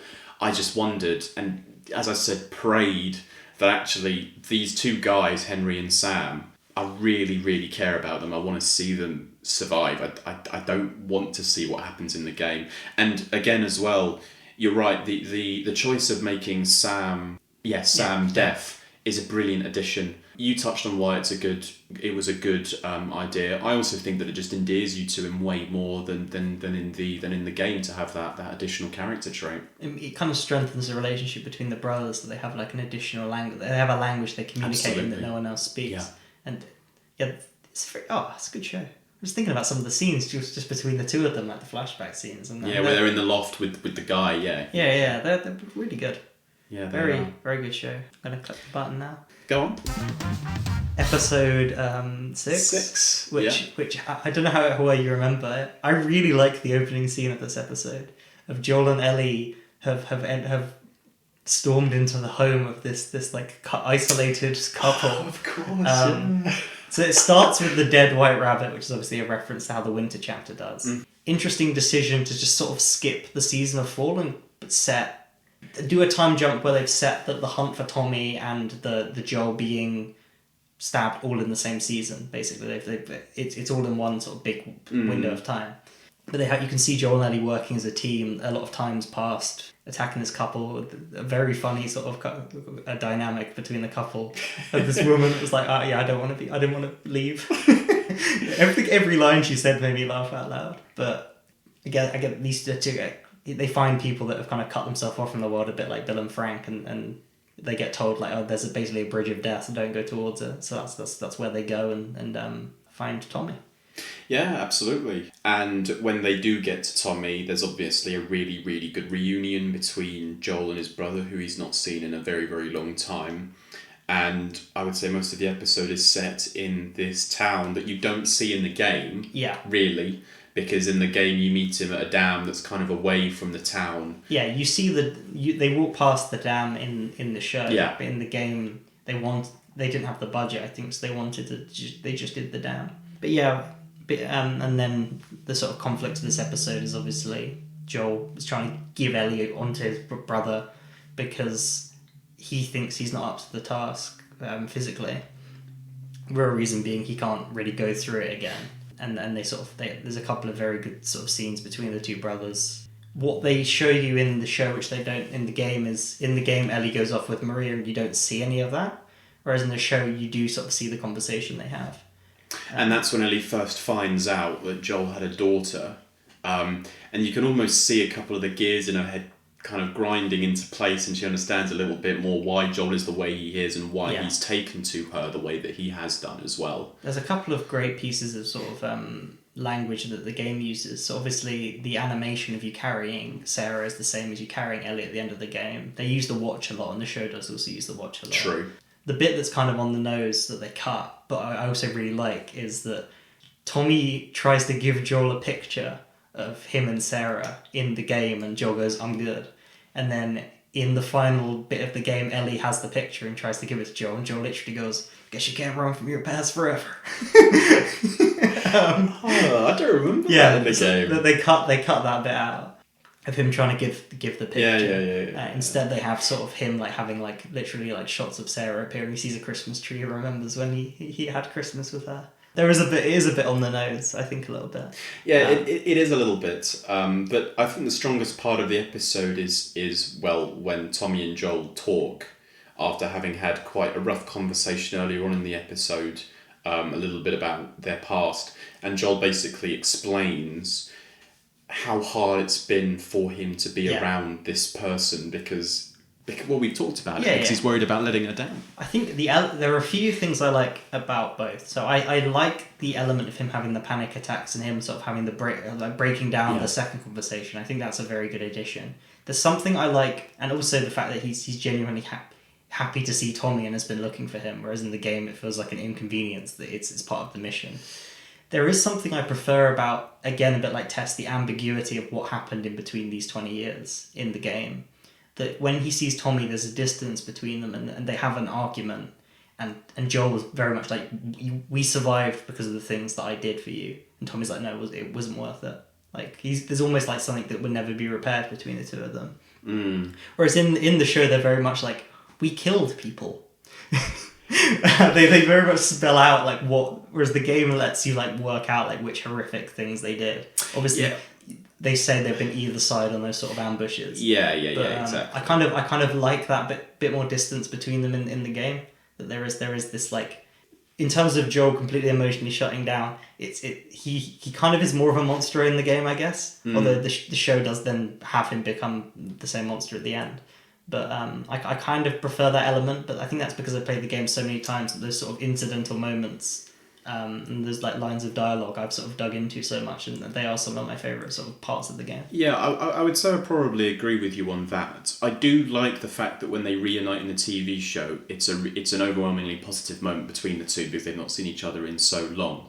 But they still do reinforce that point somewhat by having them basically have an argument, and it's pretty much their first conversation back together. So there clearly is something there. I like the fact that we learn very little about what happened during those 20 years, but you can piece together some main beats, you know. I think they spell it out a lot more in the show. They probably There's do. a scene in the car in episode 4 where Joel's like, "Me, Tommy, we met Tess, we went to this city, we would kill people, you know, like there were this group and then we've split up, and then Tommy's joined the Fireflies." Like it does, I think it does, and then with Maria explaining to Ellie why she shouldn't trust Joel, I think it is more spelled out and more implied in the game. Yeah. I guess it's a TV show. You know, it's what you can do. You can flesh this out. It's exactly. And in that scene where Joel is talking to Tommy about the toll that these last months have taken on him, it's just great to watch. It's great to watch because he's a husk of a man,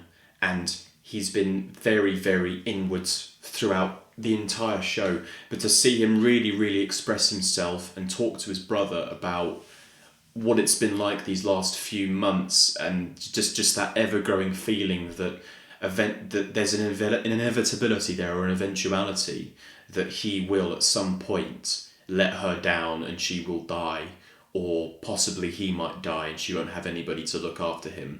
And he talks about how he can feel himself getting older, and he can feel himself becoming more and more slower to react, to be aggressive, and how, I think he even references a moment where he was like, oh, this thing happened, and 5 years ago I would have been, I would have seen him coming, or I would have been like... He's deaf, isn't he, in one ear? Yeah, he is a little bit. Yeah, exactly. And it's just really, really great to watch, because Pascal's a very good actor, so he can demonstrate those ideas and those emotions really well. And like I said, it's your first real moment of seeing this guy open up about the stuff that he's been thinking about, which you haven't. You've been able to see some of it in the way that he acts, but to have him, like as you said, sort of spell it out for you as someone in the audience, I think is it's a really strong moment in the episode. I know it certainly affected me when I watched it. It is. I kind of wanted to say that this episode is directed by a filmmaker who made so basically it was a very powerful film a few years ago about the Bosnian genocide, made by this filmmaker who they approached to do an episode of The Last of Us, thinking, oh, we want you to do like, you can do like a very gritty, like violent episode, and the filmmaker, I think she was like, no, I want to do episode 6.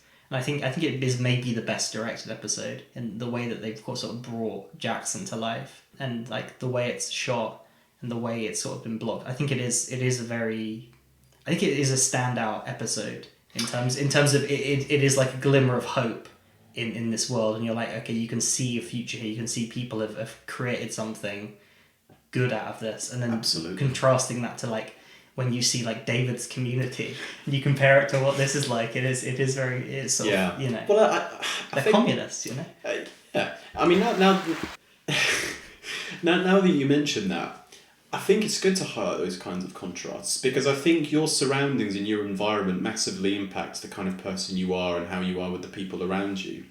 I almost feel like, I don't know David well enough, and I don't know the people he's with well enough, but I think you're a product of your surroundings, as I said. So I think that David resorting to do the sort of things that he does, not all of them of course, but a couple of the extreme methods he will go to keep his people alive, it's almost a product of being ill-equipped, if that makes sense. Whereas I think in Jackson, which incidentally I think is the only part of the show that takes a massive amount of inspiration from the second game. Yeah, you have a Dina cameo you briefly. Yeah, they take the, because in the first game there's a line about the kids watching movies tonight, and you actually see them watching movies. Yeah, it sets it all in Jackson, that sort of damn stuff, and then instead of Ellie running off on a horse, and then the combat sequence in some random house, you have that iconic cutscene happen in Jackson.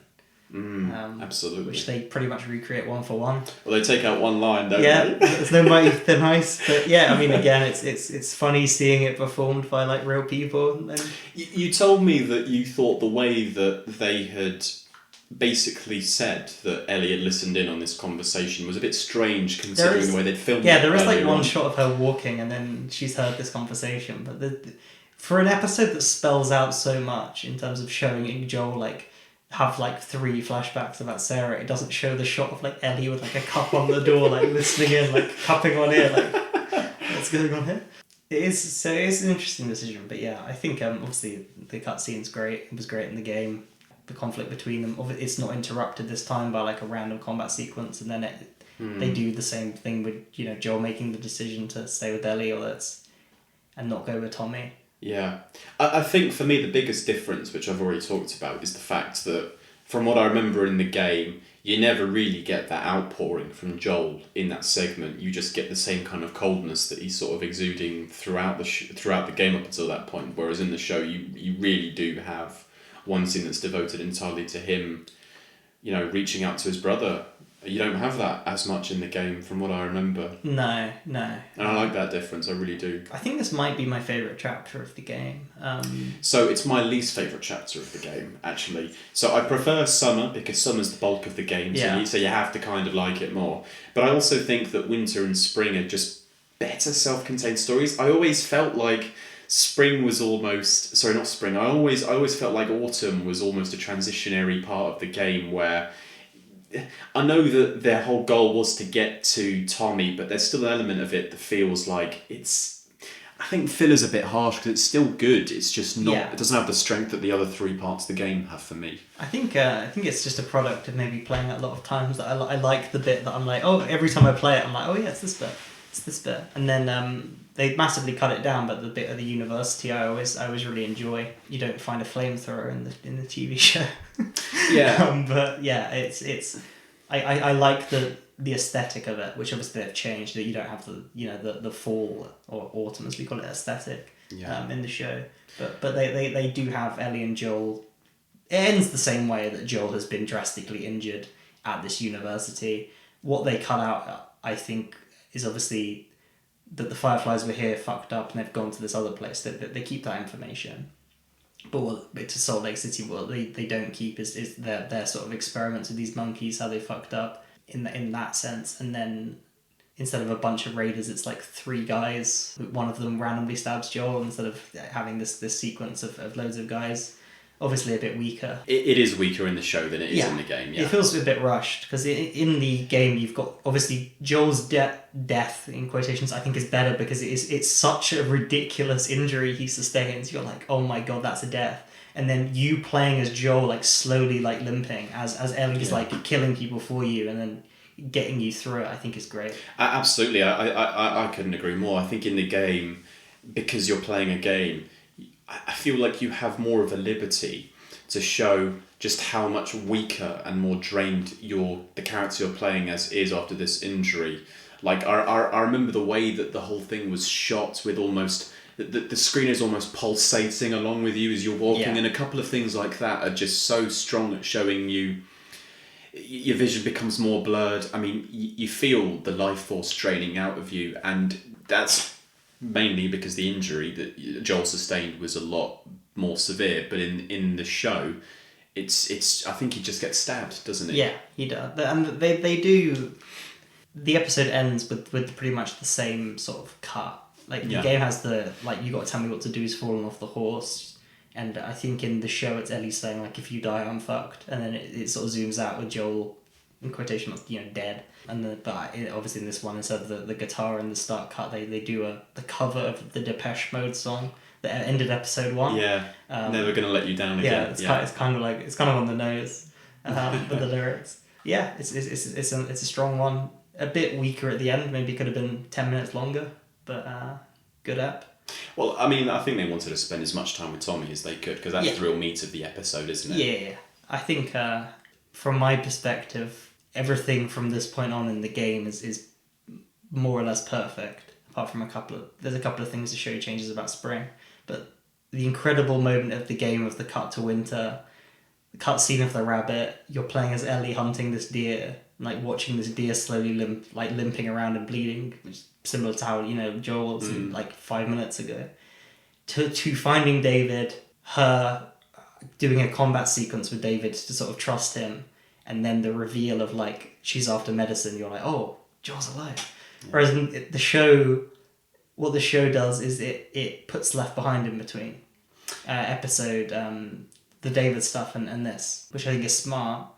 What I think I like the thinking Joel's dead fake out, which it doesn't keep it. It shows they're trying to keep him alive, and in between Left Behind. Maybe I would have preferred them to do Left Behind and then reveal that Joel's alive, although I like the parallels of her story with failing to save Riley and trying to save Joel. You've got to remember that for a lot of people, they had to wait a week between this episode and that episode to find out what happened by Joel. Could have made them wait 2 weeks. I know. When we've always talked about the game, because the way Left Behind... Well, hang on a second, we're on a new episode now, aren't we? Oh, thank you for reminding me.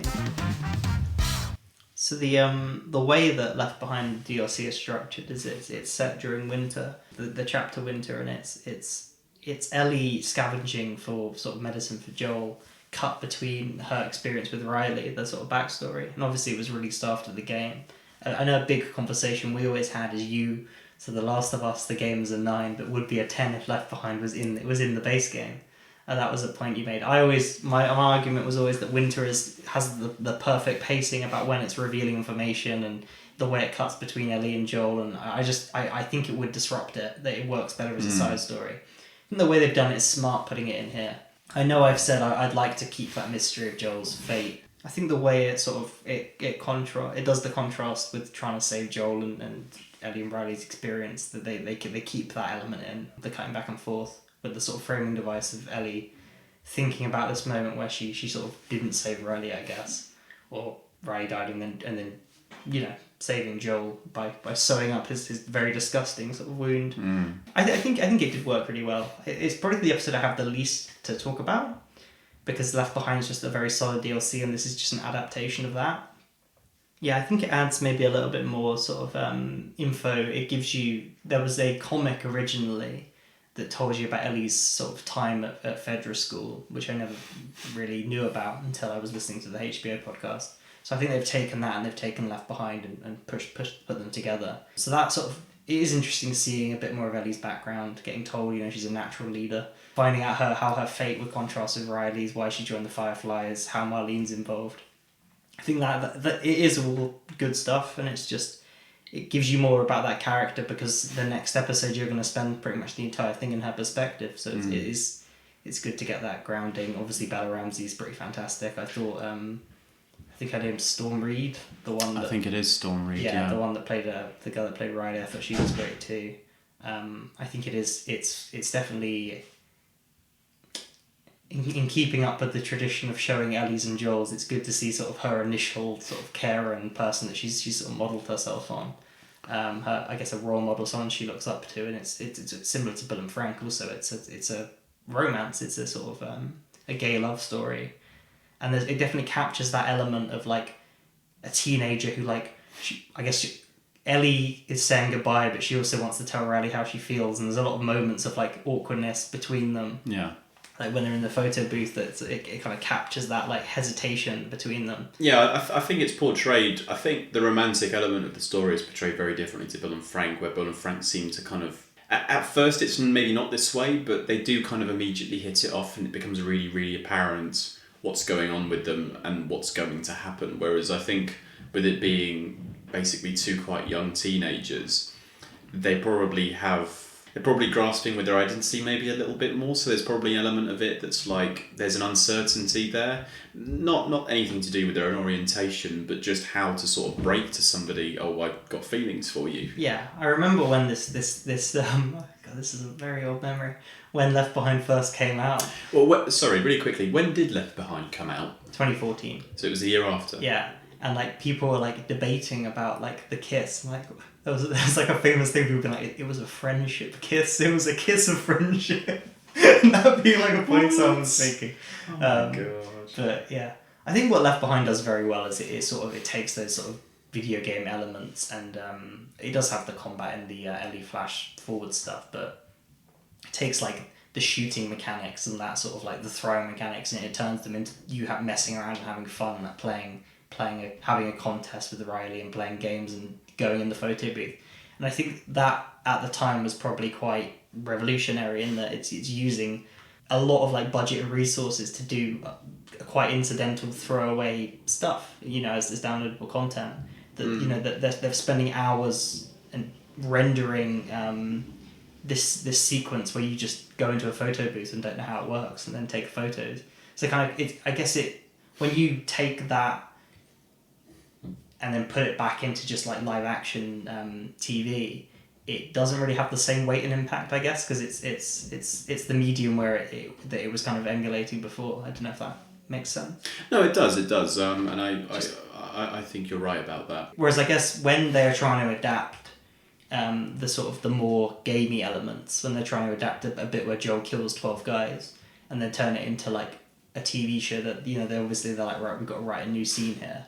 Whereas when they're trying to adapt Left Behind, it's pretty much beat for beat, more or less. They've obviously got more time. It is a very easy adaptation, and I think it's a very solid episode and very solid DLC. Yeah, I think the reason why it works quite well for me, having that backstory, is I think up until that point in the show, a lot of the supporting characters that have been introduced were sort of expanded upon, and I think Bill mainly, he was given a backstory. We saw the backstory. We know Joel's important backstory. So it only makes sense that since Ellie is the second most, probably arguably the joint most important character in the story, we have something that explains a little bit about where she's come from and also highlights probably one of the most important events in her life, which is losing her closest friend. The reason I thought the DLC would work quite well in the base game is because I think I probably come at it from a different perspective that you do, where I think you've mentioned that you really like the suspense of wanting to know whether Joel is alive or not, and also you feel that without the DLC, Winter is paced well enough that they give little pieces of information at perfect times. For me, I don't really mind that as much. I just think if you're making a complete story and you have this thing that for a couple of hours or so sheds even more light on the person you are at what to me is a perfect point to do it, i.e. the point where Joel isn't around right now. He's, currently trying not to die somewhere, basically. It's the perfect time to introduce another character in Riley who can temporarily share that time with Ellie and keep the sort of this is a pair doing things together sort of thing. So I thought it would work. I think the whole it would have been a 10 if they'd had the DLC in the base game. It was just kind of a stupid joke I used to make. I feel like I did on some level believe it, but at the same time, I don't mind that it's not part of the base game. But having said that, on my current playthrough, when I get to Winter, I'm going to pause the game, quit out and boot up the DLC and play that and then resume Winter. That's absolutely going to happen. Just ruin the best cutscene in the game. Yeah, very true. But like you, I don't really have much more to say about that episode. Let's get on to my favourite character. So obviously episode 8 is this Troy Baker's character? Oh, what was he called? Matt? Was he called Matt? James. He was called James. Yeah, that's right. Do you doubt me, James? This isn't a pretty direct adaptation of the Winter chapter. Why change if it's not broke? Why it doesn't need fixing? Obviously, the way you come into it's a little bit different, but it's still Ellie hunting. You don't have that gameplay sequence of fighting off those infected, which I think does a good job of building trust towards this guy. What you have is just a very good actor giving, a very sort of convincing performance, I think, of trying to, putting your guard down, and then you have that great sort of reveal of instead of you've killed a bunch of his men, it's you've killed one of his men, because they obviously TV and games are different. I think the way that they introduce him is great. You actually start with a scene of him and his community. He's giving a sermon, isn't he? Yeah, and you can see that this guy has sort of become a preacher and is sort of hiding behind. I think what they were trying to do, and maybe not entirely successfully, is examine this sort of it's hard to describe. They're trying to examine this sort of figure of a spiritual or political leader who hides his sort of true intentions behind like a veneer of sort of respectability and like faith and law, and we're a community, we need the strong leadership, whereas really it's there's sort of like a monster but underneath that. And I think they kind of do a pretty good job. Obviously the character is like, it's comedic how evil he is. Like he's a paedophile cannibal rapist. Like it's the trifecta, isn't it? Like it is kind of stupid how evil they make the guy. Actually, if I was trying to make a joke about Fate, I would have said it's the what is it called, the Holy Trio or the Holy Trinity? Yeah, that'd have been a better joke. Thank you. But they do a good. They really like that one.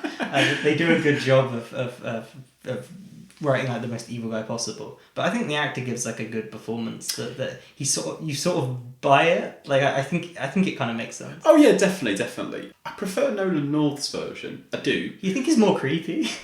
Yes, that's the biggest one. I think Nolan North's version is more intimidating and more threatening when he starts to reveal his true nature. The true bit of quality for me about his character in the game is that very early on, as you kind of said, you do a section of the game where you're working together with him to achieve a common goal, which is basically defend off a horde of infected that have attacked you. So just to give you a quick setup, Ellie is out searching for food to eat while Joel is back at some place still recovering from his wounds. And Ellie runs into this guy who is out also hunting for food. And Ellie basically has them at gunpoint and says, look, have you got any medicine or something like that? And David, who is one of the two guys, who's the leader of this group that Harry was talking about, sends his partner to go back to the camp to get some medicine so that Ellie can basically bring that to Joel. And he comes across... Well, look, he is creepy and he is very weird. But I think in the game, because I don't know where it's going, on my first playthrough, I did question whether his intentions were bad or good. Yeah. And I think that what I really like is that even though overall clearly his intentions are bad and he had other uses for Ellie if Ellie came with him, I think he believes that his intentions are good. I genuinely do. I think he thinks that everything that he does is for the good of the community. And to be perfectly honest, I think there are parts of things that he does that are good for the community.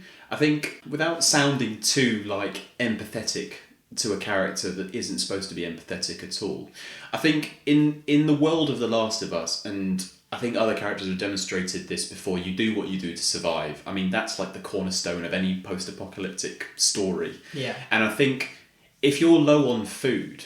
and you're sort of pushed into a corner where your only alternative, if you're trying to care for a group of people, is to kill strangers.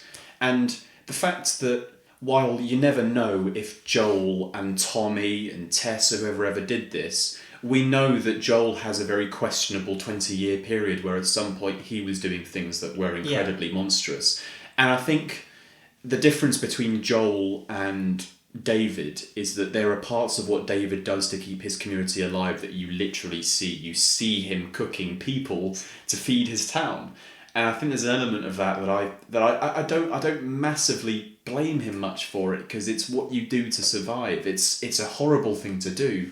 I think what's interesting is the way it contrasts his community with the community in Jackson. Yeah. In Jackson, everything's been thought about. They're a commune that they've got like elected representatives. They always have some semblance of democracy and shared decision making.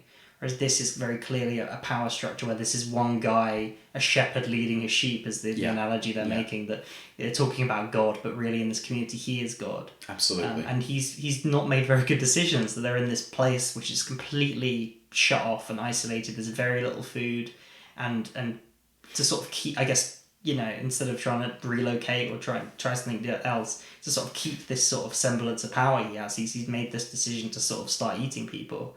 And then there's the sequence where they're all having dinner and he's almost treated like a god, where he has like this giant portion compared to everyone else. And sort of, he's sort of abusing his power in that sense.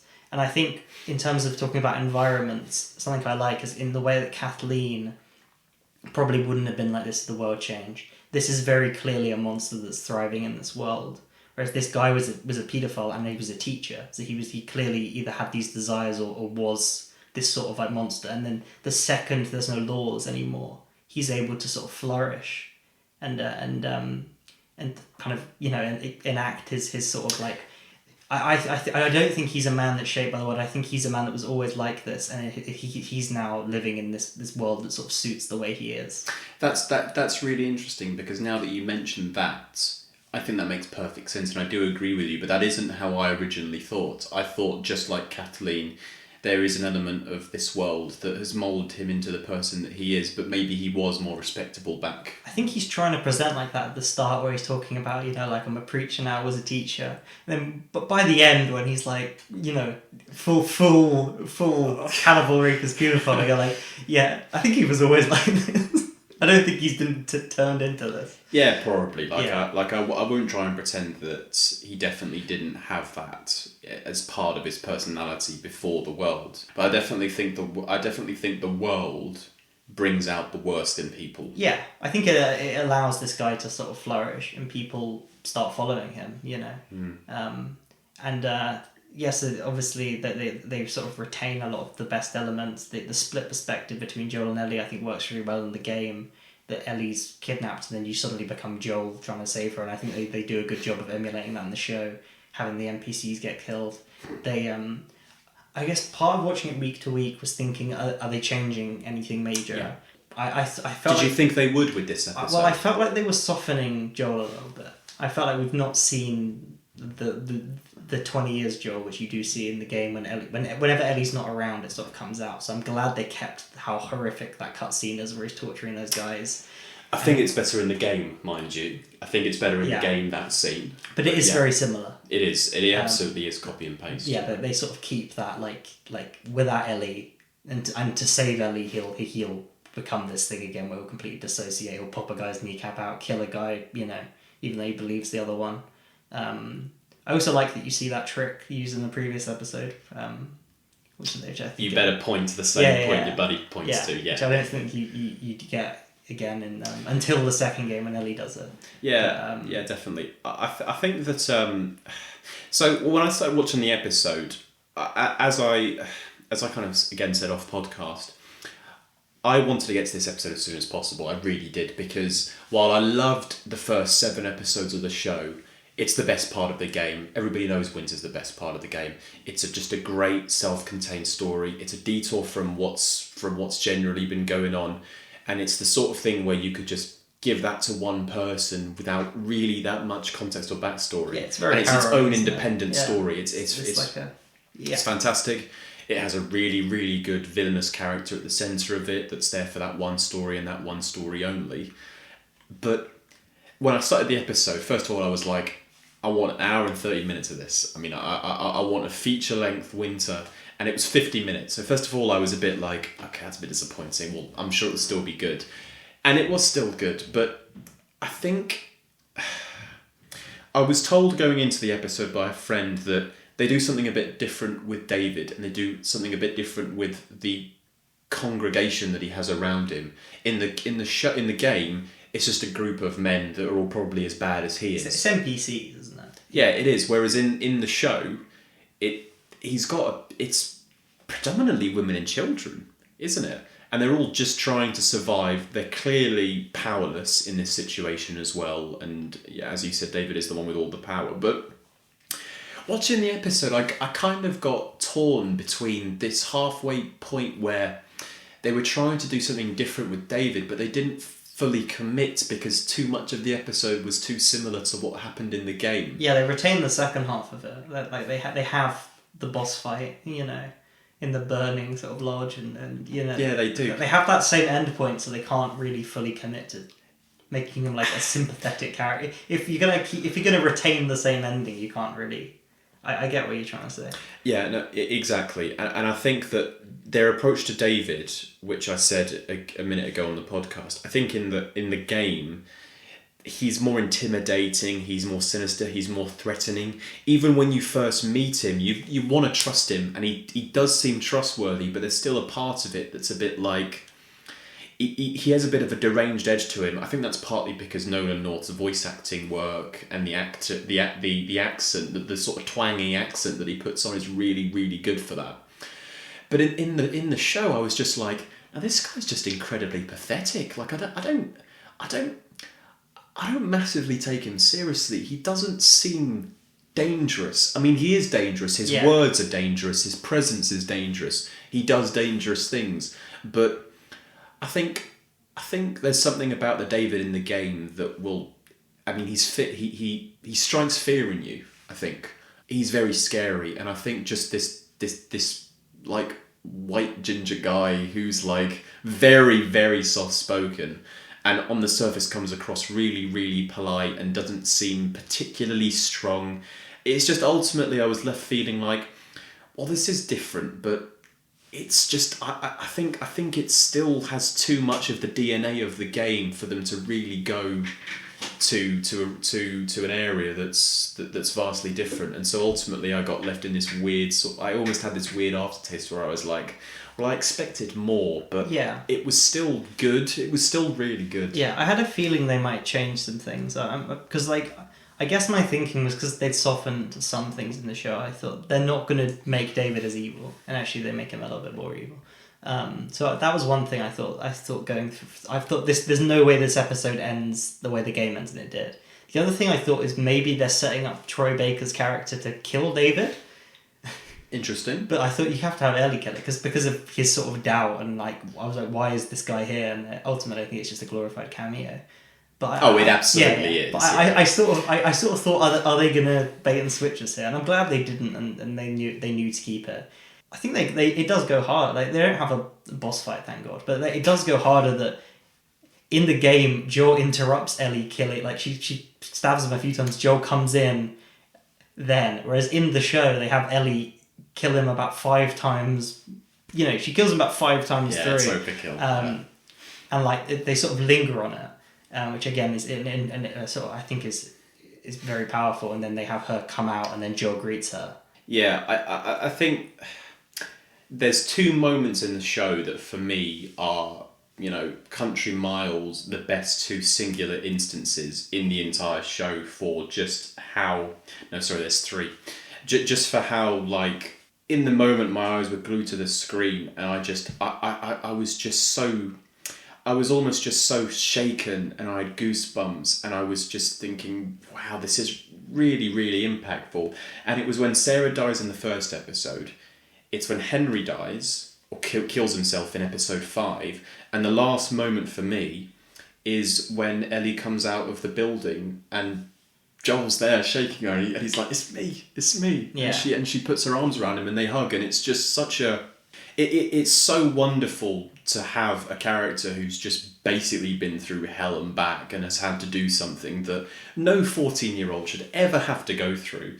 And to just have, like, your kind of guardian angel come in at the last moment and be like, yeah, you're safe now, I'm back, I'm here with you. It's just such a... I can't think of any other word other than powerful. It really, really gets you that moment. It really does. And like in the game, it's one of those sort of cut moments.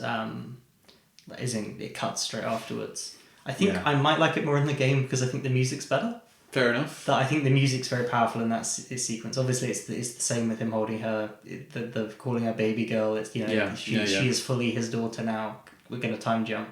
I think the game's music and cutting immediately, and him almost interrupting it, coming in and seeing it happen, versus her kind of coming out in the show. I maybe prefer it a little bit more in the game, but that being said, it's hard. It'll be hard for them to fuck it up, basically. Yeah. It's really good, and I think the backbone of that moment is just the fact where you're towards the end of the show and you realise that what these 2 now have is an unbreakable bond. You see glimpses of it throughout the show up until that point, and the great thing about the writing in the game and the TV show, which I'll kind of summarise more at the end, is that for Joel, it's a gradual growing of a relationship, but that one moment where they're in each other's arms, it's like, no, I mean, they will go to the ends of the earth for each other here, and it's really not a surprise what Joel does in the final episode. Finale time. There we go.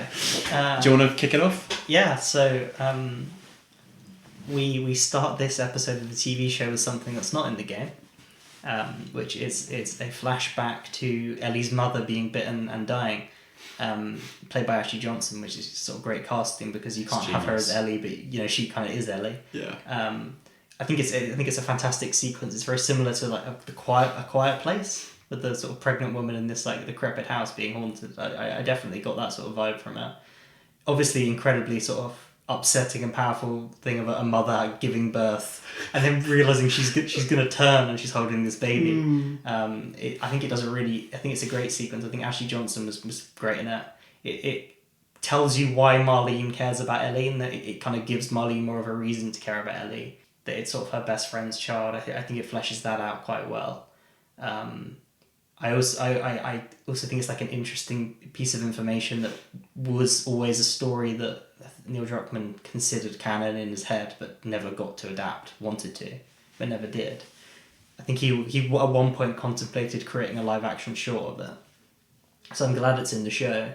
I don't really mind. I mean, my preference would be to never know why Ellie's immune, and not have a concrete reason. It's just a mutation. It's just a freak. A freak occurrence, yeah. Rather than there is a reason for it. That's just, but like it doesn't impact me thinking that it was a fantastic way of opening the episode and a pretty great addition to. Yeah, absolutely. I don't have anything more to say. That I think you've hit the nail on the head with that one. Thank you. Good job. I thought a good way to start the episode, and it was a great way to bring Marlene back into the fold before you eventually see her again the episode. Something minor spoilers for The Last of Us 2. In The Last of Us 1, Marlene is not. She's basically saying this is happening to Ellie, and she obviously does sort of care about it, but she's almost the bad guy for Joel at that point. Like she's not being like, oh, I'm really sorry. That she's like, no, this is happening, and you can almost be like, oh, what a monster she is. In the second game, it's revealed that Marlene is very much against what's happening in this hospital to Ellie at this point. She has a conversation with a character with the surgeon being like, I don't know if this is right. And the surgeon is very much making the case of, no, we have to do this. And then Marlene goes to Joel and doesn't talk about her concerns or anything. What I think this does, this opening sequence, is that when Marlene and Joel are having this conversation, you realise how much Ellie actually means to Marlene. They've created this relationship that wasn't there originally between Ellie and Marlene. That it means that Marlene's always basically doing the same, similar kind of sacrifice to Joel. Yeah. That she means a lot to her as well. Well, I would almost argue that Ellie means more to Marlene than she does to Joel, because Marlene's known this girl her whole life. She's known her for 14 years. Joel's only known her for some months. Although I guess what Marlene was able to do was kind of compartmentalise, that she was able to just put Ellie away and almost like not think about her in that sense, of just like not become attached to her the way Joel has. When she breaks the news to Joel, which I guess we'll talk about more later on. You're right. She comes across very candid about it, like, no, this is going to happen. She isn't very empathetic towards Joel, but I don't know how else she's supposed to break the news in that scene. She kind of just has to go in there stern-faced and just say it how it is. I think it's what I like is that it's in the second game. It's reframed that Marlene was more conflicted, whereas because of the opening of the show, it's able to present that information to us. That there is more going on with Marlene. That she's almost given more depth by the opening scene, which and like you said, it's a good addition. There is sort of the weirdness of Marlene's she's teleported. Although they do lampshade it by her going like, how the fuck did you make it? You know, I had 5 guys that were trying to get me across and they all died. So it does kind of make sense. It does. So just to rewind back a little bit. So Joel and Ellie are on the outskirts of Salt Lake City in Nevada, I believe. Yeah. They've basically got to the final destination. This is supposedly where the Fireflies are, which is based off of, I think, Tommy saying in an earlier episode, they could be over here, and then they go there and there's a map, isn't there, that says where they're now. Yeah. They find a whiteboard. Yeah. So after we have the prelude section with Ashley Johnson, it's Joel and Ellie basically walking through the city, and I love the moment where I love the moment where they're like walking around and they're trying to figure out what they're gonna do, and Ellie says, "Oh, we're gonna go into this building. We're gonna go to the very top, and we're gonna have a good view of the city." And Joel says, "Oh no, we're gonna do something completely different," and then jokes and says, "No, actually, we are gonna do that. We are gonna go to the top of a building, get a good view, see where it is we're trying to go." But it's really interesting because the relationship that Joel and Ellie now have seems, first of all, the best it ever has been. I mean, actually, that's not true at all. It's the best it ever has been for Joel's point of view. Yeah, it's the same as the game where he's like, oh, you know, we're best mates now. We're gonna play Yahtzee. Yeah, and she's shut off, and I guess you can imply that's either because of what's happened with the previous thing you just saw, that she sort of changes the person from Winter. My interpretation was always that she sort of has an inclination about what's going to happen to her at this hospital. That was always my read of it, is that she's sort of ready to die, and she's sort of. I think that's completely fair. Yeah. I see it a bit differently. I don't think it's so much. I don't think it's so much an inkling of what's going to happen. I think it's more like, holy shit, this quest is basically almost over now. If we get to this point, there's an uncertainty as to what's to happen. I think it's the fear of the unknown more than anything as to why she's so conversational. But the roles are very reversed. I mean, she's usually the quite the bubbly teenager in earlier episodes, and Joel's the one who's just kind of walking around going all the time. And then in the final episode, Joel is like so. I mean, he's the most open and the most conversational and just the most normal he's ever been, and Ellie's the one kind of giving one-word responses and not really engaging very much.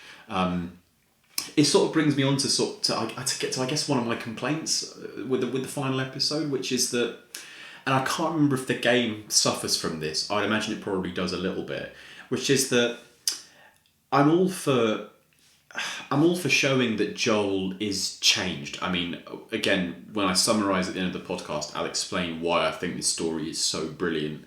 But it's about change, it's about development, it's about growth. And Joel is a different person now. He's learned to embrace a side of himself that he used to have that was gone for a long time. But I always feel like they hammer that point a little bit too much. There's a lot of lines of like him going, "Oh, Sarah had a nice smile. You've got a nice smile as well." Yeah. There's a lot of lines there's like that too much of it. Yeah. Early on and late on, where it's like they're hammering the point that he's comfortable talking about his daughter in a way that he never has done a little bit too much, and I think the script suffers from it a little bit. It's sort of like he's got an unhealthy coping mechanism of he's just replaced his daughter. Yeah. It's just, I know what you mean. I think an interesting choice, obviously, I talked about the photograph being given at this point, but they replaced that with a conversation where he talks about the fact that he tried to kill himself, and then the reason that he's sort of been able to move on isn't because of time, it's because of her, which I think is a great sequence. And it also retains one of my favourite moments of the game, which is something that I don't think you'll remember. You might have had this when you're obviously playing at the moment, but it's quite early on. And you just randomly, when you're exploring a building, can find a guy that's killed himself, like in a bathtub, and Ellie's like, "Oh, he must have taken the easy way out," and Joel just goes, "No, it's not easy." And then they move on. It sort of implies that he tried to kill himself at one point and wasn't able to. So I'm glad they sort of retained that bit of info. Obviously, you can't really have it as incidental, missable dialogue in a TV show. Yeah, and I like that part of the conversation a lot, because I think that the acting becomes a little bit more subtle again. The dialogue becomes a bit more subtle. There's a bit more. When he's describing the fact that he did try to kill himself, I think the whole aura around that is just a bit more reserved, and it's not. Yeah. I've got a big grin on my face. Everything's fantastic, which is I think what they're going for in large portions of that episode that don't quite work for me. Also, one other thing, the moment you just talked about where he says, "Oh, it wasn't time, it was you." You can't put that much pressure on a 14-year-old to say the reason the reason this is so good is because you're in my life. The camera like cuts to her, and she does have a look of like, "Oh my god, don't say that to me. That's a lot of pressure to have put on me." So look, I understand that he's changed, and I think it's absolutely for the better. You could probably argue, well, is it healthy to almost replace in your mind somebody that you used to lose with what's to you kind of a near enough copy that it's something that you can invest a sense of purpose back in? Maybe not, but I don't think that massively matters. Overall, I think the change is definitely for the good for him, and what it's leading to is just an incredible moral dilemma that you can talk about that if you want. I think just before we get to that they cut out. So in the game, you have a sequence of infected underwater, and like you both get knocked out and then wake up in the hospital. Whereas the way they do it here is they're just having a chat and they get knocked out, and they cut out that infected bit, which is that was filler. It happens at the perfect time. Yeah. They interrupt at the perfect moment of the conversation. The other thing that they take from the game is the giraffes. which I think is a cooler moment in the game because one of my favorite things is because of how many fucking ladders you have to do, that when Ellie sees something, it's like holy shit and drops the ladder. It's like it's a moment of tension and breaks from something you've done so many times that you are like, what the fuck? And then you have to quickly grab the ladder, come up and see the giraffes. Whereas in the show, they keep that moment one for one, but it doesn't have that same there isn't that gameplay element. But obviously it's as nice as it is. They play the music in full, which is great. Yeah, it's a great bit of finding like a bit of sort of beauty in the world, and it's this sort of like last moment, end of innocence, I guess, that Ellie sees this thing, and that's when Joel's like, we don't have to do this, you know. But yeah, that we come on to the hospital bit, which is we talked about the scene with Marlene, very very similar to the game, where it's found out that Ellie, they're going to need to operate on her and essentially remove her brain, killing her in the process. And I don't really know what to say. Then Joel goes fuck homo. I thought that they didn't adapt this sequence very well because Joel didn't die like 20 times in the hospital trying to kill those soldiers. I think if they were doing a more like faithful adaptation, they would have had it be like Joel dying a few times and respawning. But, it's a hard section in the game. But yeah. So here's what I think. Like we can talk about the morals of it because it is like that classic secondary school question of, do you switch what track the train is running on to kill less people? And I love the way that they shoot the sequence in the show. Because in the game, you get this impression that Joel is now caught between like, okay, I either need to go packing and forget this whole thing. There's a possibility they might find a cure. We don't know, but whatever. Or he has to make an active decision to go back and save this, but sacrifice the chances of the human race ever finding a cure in the process. Yeah. And it's weird because you have this amazing dichotomy between acting in a really, really brutal and monstrous way, but it be based on an incredibly powerful and positive emotion. And I think that in the game, they don't capture that as well. I don't know why that is. I think it's probably because it's a video game, but you get that you're sent walking, you turn around, you kill the guy who's walking you, and then you work your way through the hospital to get to Ellie and to get to the surgeons. And the way that it's done is just like any other part of the game. But in the video game, I think they very, very deliberately shoot Joel in a certain way to go, no, what he's doing here isn't good. It's because the sequence is done in slow motion, the music that plays. The music's the most depressing music. He's like killing people that are surrendering. He's sort of... Yeah, he's hollows out basically. Yeah, he goes hollow. Exactly, and I mean, there's bodies just dropping, and I think the way that it's shot is so different to the approach they make in the game, and what you end up with is just this feeling that the creators want you to know that this decision it's not the best one. But basically, I think that is in the game, but the difference is obviously the ludonarrative element of Joel in the game. By this point, you as the player playing as Joel have killed about 300 people, whereas in the TV show, you as the audience have watched Joel kill about 7 people, about 5 of them in self-defense. So suddenly watching him kill the volume of people he's killing, it is shocking. Added to the element of obviously that this is the cure of humanity. The Last of Us, I think, has one of my favourite endings ever because I love it when a character makes a decision that is a mistake and then just has to kind of commit to it. I think it's always like an interesting narrative thing. I also, Mad Max Fury Road style, like it when they reach a point and then realise, oh fuck, and then have to almost backtrack.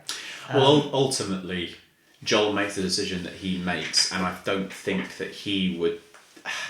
He's conflicted. You see that he questions himself afterwards when he's driving away, but I don't think he thinks he's made the right decision. I think it's the perfect moral dilemma of he ignoring the stakes of anything. He's making like the most rational decision of he needs something to live for. You've built up this whole relationship. It's it's a parental thing. He's going to redeem himself. He's going to save it, and when you play that, I guess from his point of view, I get why people can misinterpret it and think like, oh yeah, he's the good guy here because he's saving her.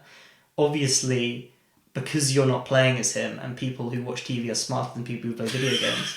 I'm sorry to say, It's true. The fact that he's the villain and it's completely fucked, and he's an incredibly selfish man who can't, who can't make the sacrifice, I think is hammered home, and I think they do a really good job of that. Yeah, it's so my opinion is this. I think he makes the selfish decision and he makes the wrong decision.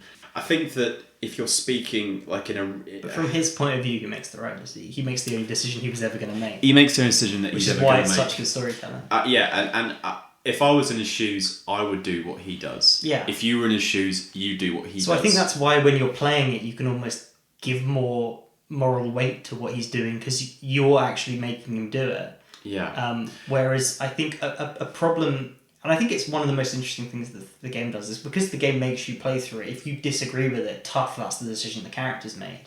And I think when you come to the room with the surgeon with the knife, and you can sneak past most of the soldiers. You have to kill that surgeon. It's the only guy that you have to kill. And I think that's where like some games would let you make a choice there, whereas The Last of Us is like, no, this is the guy you have to kill. Yeah, I think one of the biggest strengths for me, that the reason why Part 2 especially is one of my, like top 5 favourite games of all time, is because it has several moments where you have to commit to doing something that you don't want to do, but in the moment, I'll not do that on the off chance that a different outcome occurs. And I can't really think of a series of games or even 2 games where there are moments like that where you're so invested in the characters that you will literally refrain from pressing a button on your controller to stop that from happening because pressing that button will cause this to happen. I think most games they're not emotionally taxing enough for the person playing to really, really get involved on that level. And there's a moment, I remember you were there, there was a moment in The Last of Us Part 2, right at the end, where I was like, I'm not going to press that button because I know what's going to happen. I want to see what happens not. Because in the moment I was like, well, these are 2 characters fighting. I don't want one of them to die. Is there a compromise here? And I think at the end of Part 1 of The Last of Us, you have the best moment of the whole game where that happens, where you gun down quite brutally the guy who is trying to save the human race at the end of the day. You kill the hero of the exactly. Franchise. I think that's a very good point, and definitely something that I agree with. The sort of uncomfortable morality and the Ludo narrative, as it's called. It's the whole point of ludonarrative dissonance. It's like Nathan Drake making quips in Uncharted and being like a fun, swell guy with no, he's killing bad guys, but then you kill like thousands of people, and he's making like quips as he's shooting. It's like the gameplay and the story do not resonate. The tone, there's a clash, of course. And I think The Last of Us ending plays on that really well, where it makes the player conflicted for playing the game, and I think number 2's strength is it takes that idea and runs with it throughout. So I think that is a very astute point. Yeah, and it's amazing when it's turned into TV and you're watching it how powerful it is. Also seeing real people get killed, compared to like the pixelated people. The way, as you said, the whole sequence is shot. It is a very, very good adaptation of the hospital scene, and I think it gets the intended message across. One thing I think I prefer is him in what in the game. Is the animation of him carrying Ellie that is the same animation as of him carrying Sarah, and then him like running to the elevator when it doesn't glitch, and then him saying like, I've got you, like the parallel there that I'm sure they do in the show as well, but it is more explicit when it's literally the same animation as the game. I think I prefer that. What I really like is the way he kills because you almost can delay killing the surgeon in the game, and then you can choose to stab him with the scalpel, or you can throw a brick at his foot and he just dies, which is the funniest death you can do. But in the show, he doesn't even look at the guy. He just shoots him without looking at him. He doesn't even contemplate his existence. He processes he's holding a knife and just shoots him straight away. I think the way they do that's powerful, obviously, because we know what's coming. But I think that's great. And then also, fantastic, the shot of the guy dead, the surgeon's face, which is pretty much him laying at that angle, with his facial photo, is like a very famous shot from part 2. So the foreshadowing of what's going to come, I think they did an excellent job with. And then they keep the sequence of Marlene edited the same way, which again, pretty much perfect. They very much steal it from The Sopranos. This is the, I don't know if you... What part? So Joel, Marlene being like, Joel, you can still get out of this, cutting to him driving, and then it reveals that Ellie's in the car, cutting back to him killing Marlene. It's similar to the, spoilers for The Sopranos, the Adriana thing where it cuts to her in a car driving away, and then it like, it reveals what's actually happening in that car. And it's sort of it's a moment of like, did Joel do the right thing? And then it plays on that. I think keeping that, and then they keep the final cutscene because it was perfect the first time. Yeah, it's a weird. I think it's a really weird one because ultimately why it's done so well is because of the way it's shot, the way it's edited, and the way it's acted. I mean, Pedro Pascal throughout that section, even when Marlene's talking to him right at the beginning when he's woken up and he's only got one thing on the mind: I want to see Ellie, I want to make sure he's okay. There's just a coldness all over him, and like a detachment that you will have seen in episode 8 when he has those two guys in the room. Yeah. You can just like switch his humanity off. Yeah, exactly. But to walk away and let Ellie die for something that could not even work, I think you're asking a lot of anyone to do that. And ultimately, I think another way of looking at it, I don't fully agree with this, but I don't quite know how to put it, but I think that this guy makes the best decision for him. Yeah, and it's selfish. It's incredibly selfish. It is, and he tries to justify that to Marlene by saying, "Oh, this isn't what she'd want," but actually, that's just. It's almost a lie that I don't think even he half believes himself anyway. That is a great line when Marlene's like, that she wouldn't want this because he does lie to her. Yeah. But there are two elements of the moral equation that I think are interesting. That obviously I've had like 9 years to think about. And it brought up the debate again, and it's obviously the idea of consent and Ellie. They have Ellie unconscious, and they're like, we're not going to wake her up, talk her through, and then kill her again.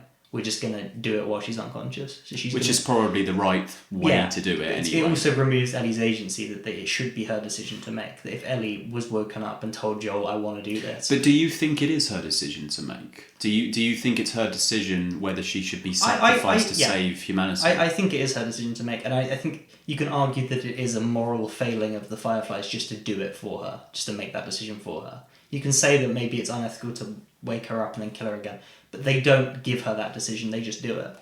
So I think that is an interesting point. And then the other thing is, would this surgery work? Would they be able to make a cure from it? I think the game's more ambiguous. I think in this show it is more explicit that this would work. The other thing is, you've seen how the Fireflies are treated. This is like a terrorist organisation. So even if it works and they create a cure, do they have the capacity to mass produce this cure? And then how do they just show up and give it to Fedra? Like, it's going to be used as a political weapon. It's like, how do they get it across the world? There's so many logistical questions.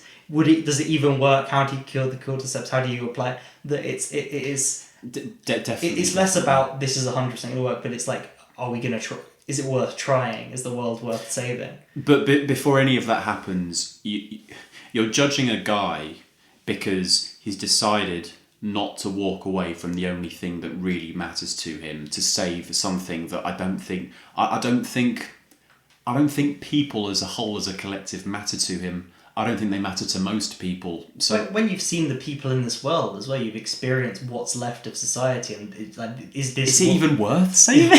Yeah, that's the other question that I think is interesting. But then the big thing that I think the ending nails is that because of this selfish decision he makes, it irreparably damages the relationship between the two of them. There's just this wedge, this gnawing question, this sort of lie that they'll never be able to truly reconcile with, and there'll always sort of be this. I mean, I love the ambiguity at the ending. I really like the second game, and they always had to resolve it in the second game. But I could almost pretend that doesn't exist, and it is sort of the perfect ending, the final scene between the two of them.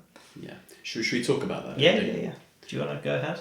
Yeah, so as Harry said, Joel basically kills a building full of people to get back to Ellie. Oh, they were raiders. They showed up. And then he goes back down to find a car to drive away with Ellie. Ellie's unconscious, and Marlene's there waiting for him, and she basically says, "Look, you can still stop. Give me Ellie back. Walk away. It doesn't have to be final here." And oh god, he says the most amazing line when he kills her as well. It's just so brutal and so cold. Get to that in a second. And then the next thing that you see is basically them driving away. You don't see what the outcome is between Marlene and Joel, except it is revealed through a series of kind of quick splices into the drive while he's, talking to Ellie, who's only kind of half awake, really. And you find out that Joel killed Marlene. And then when Marlene's pleading for her life, he says, "Oh, you'd only come after her anyway," and then basically finishes off the job.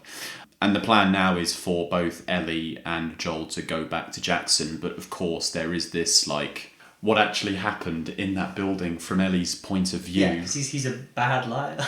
Well, he's not amazing. Yeah, no. It doesn't make sense that there is something missing. There's a whole building full of them, and none of them worked, so they just let you go. And then it leads up to, I know, one of your favourite actual endings to anything. It is, which is it's pretty much the same. That they keep the music, the shot choice. It's perfect. I think the performances are fantastic. It's always interesting that in a video game from 2013, the final shot was someone's, a fictional person's facial expression reacting to something. So to see it done with a real person's face. Yeah. And them actually seeing someone process and decide what to do with the information, and then as everything should, just ending with the line "okay" is always great. It's great in when we did the podcast on Eternal Sunshine. It's great in The Last of Us. What does the "okay" mean? So just to clarify, Ellie basically asks him, with only a few moments left of the show to finish, as they're looking over Jackson. Can you promise me right now that everything you've said about the Fireflies is true, i.e.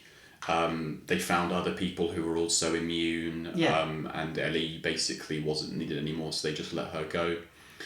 And he says yes, and she says... swear. Oh, okay, he says, "I swear." I swear.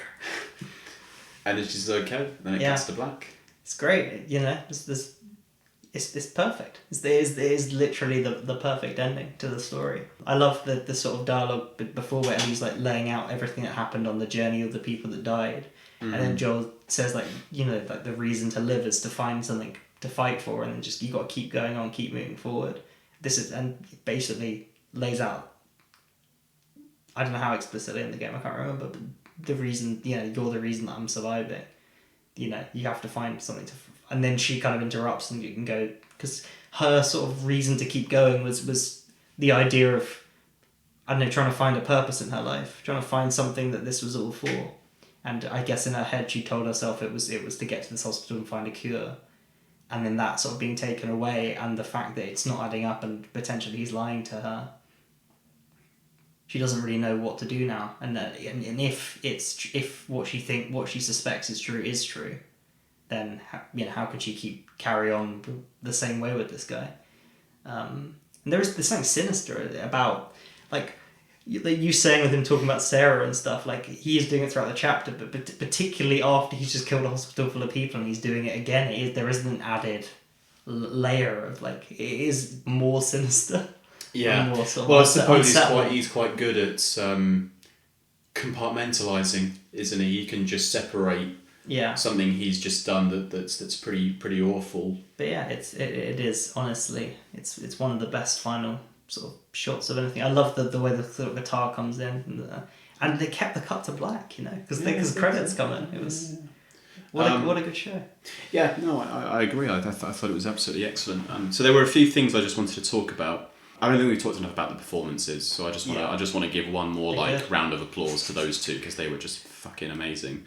I also want to talk, just kind of summarise our overall thoughts of the show, and then I just want to talk about predictions for season 2 as well. So yeah, really quickly, overall, I think those two leads, Bella Ramsey and Pedro Pascal, I mean, you say this about most things that you watch, like, oh, you couldn't have found someone better than Keanu Reeves to play Neo. John Wick.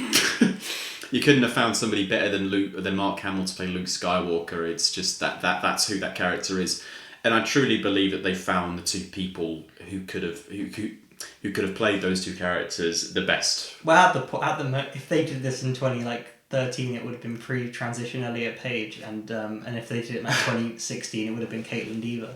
But obviously, at this point, it can't be either of those people for Ellie. But I know. So they have to hire an adult who just looks like a 14-year-old. Yeah. But yeah, I think they are. I understand the argument for like Caitlin Dever, because Caitlin Dever is kind of Ellie. Like, she just looks and sounds like Ellie, but she's also like 26 and looks like someone who's 26. So I understand people who initially were skeptical about Bella Ramsey, but because she doesn't really look like Ellie, but she is her. Like, she the way the performance, I think she's. But then Joel in the game, he's a white American. He's not Hispanic. So it's true. I guess I don't know.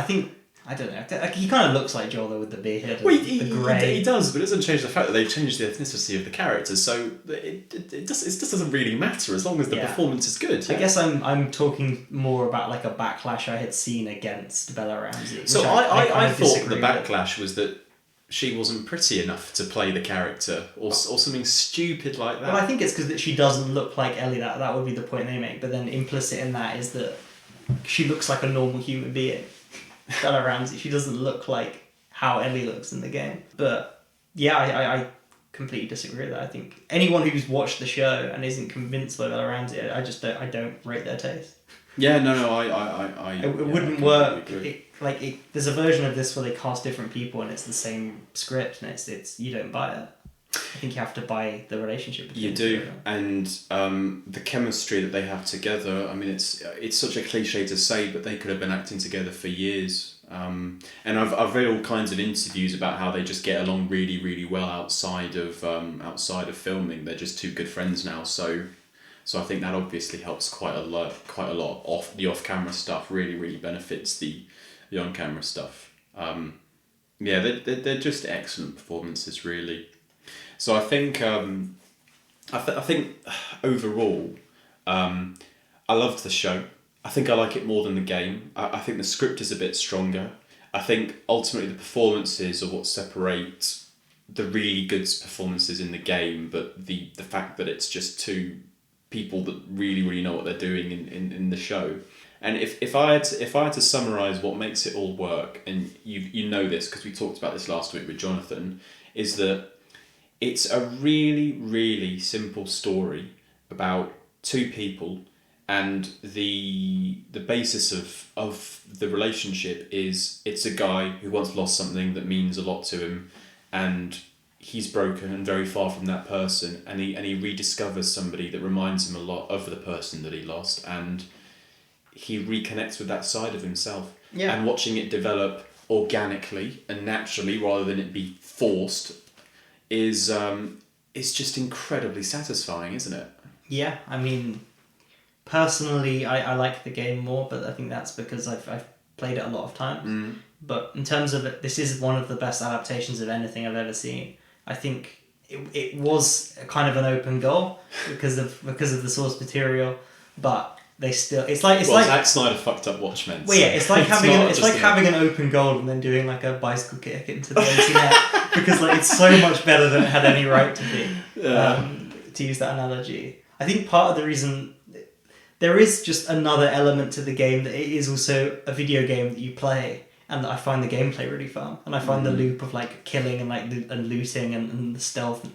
There is just that side of it that I enjoy playing on top of the story element, and getting more of that story element. And it is such a great story, and it is makes for fantastic TV. It is great. There is always going to be an intangible thing that I enjoy more about playing the video game, But yeah, it is. It's the best adaptation of a video game. It's one of my favorite. Oh, it's the best adaptation of a video game. Yeah, it's one of the best adaptations of anything, I think. And it's great. It's great to have this dichotomy of like the two showrunners. Is the guy that did most of basically wrote the game, who is then the one being like, I want to try different shit. I want to put this new idea I didn't get to do originally. I want to experiment. And then someone who's a TV showrunner who's a massive fan of the game who kept telling him, no, you're keeping this bit in because this is what made me fall in love with this story. So coming from an outside perspective, but also coming with the experience of making TV shows and knowing what works and coming.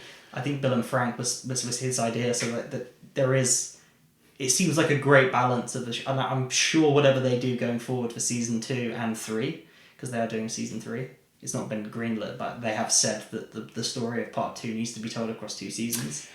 Yes, we'll get on to that in a second. I trust them, basically. Me too. It's HBO. They proved they can do this sort of thing. I wanted to say that Joel's arc is built on really, really simple ideas about character development and archetypes. Yeah. And that's why it works. Yeah, it's literally an A to B story in a cliche setting, but what makes it interesting is the character arcs and the dynamics and the conflicts between them, and it's always been the strength of The Last of Us, I think, is when people have a go at it for being cliche or certain elements of it. I think they use the archetypes to add a lot of moral complexity to different elements. Despite what Joel does at the end of the game and at the end of the show, you still like him, ultimately. Well, right? He's you if you played it. Yeah, exactly. I think it's maybe it might be easier to dislike the TV version because you don't have that connection of playing it. Probably. It's something you'll have to ask people that were show only there and didn't ever play the game. If we're going to move on to the part 2, part 2 spoiler of that, I can't believe the amount of people that were like, when he died, they were like, they killed Joel. He was such a good guy. Like, the people that never like fully got the first game or like the narrative weight of his decision at the end of the first game, that they view him as this like binary good. Yeah, I mean, you could record a podcast in its entirety on the backlash of the second game. There's no way the TV show gets that backlash because TV like people talk about their favourite episode of Game of Thrones being the one where everyone died at a wedding, don't they? So it's like there's no way people are gonna be like, they killed the guy. Oh my god, this is so bad. It's just game people are babies, basically. I think it's Dunkey mentions this in his Last of Us 2 comments video, which is just that clearly people are very attached to Joel. It can't be that they think he's a good guy. I think it's because they just care about him and they think that they associate so heavily The Last of Us with Joel Miller. So Last of Us without Joel Miller. I just love it so Miller. Like no one ever calls him Joel Miller. I just do. Yeah, I know what you mean. If you take Joel Miller out of The Last of Us, I think people struggle to reconcile. People treat it like Super Mario Odyssey 2 is going to start with Mario being killed.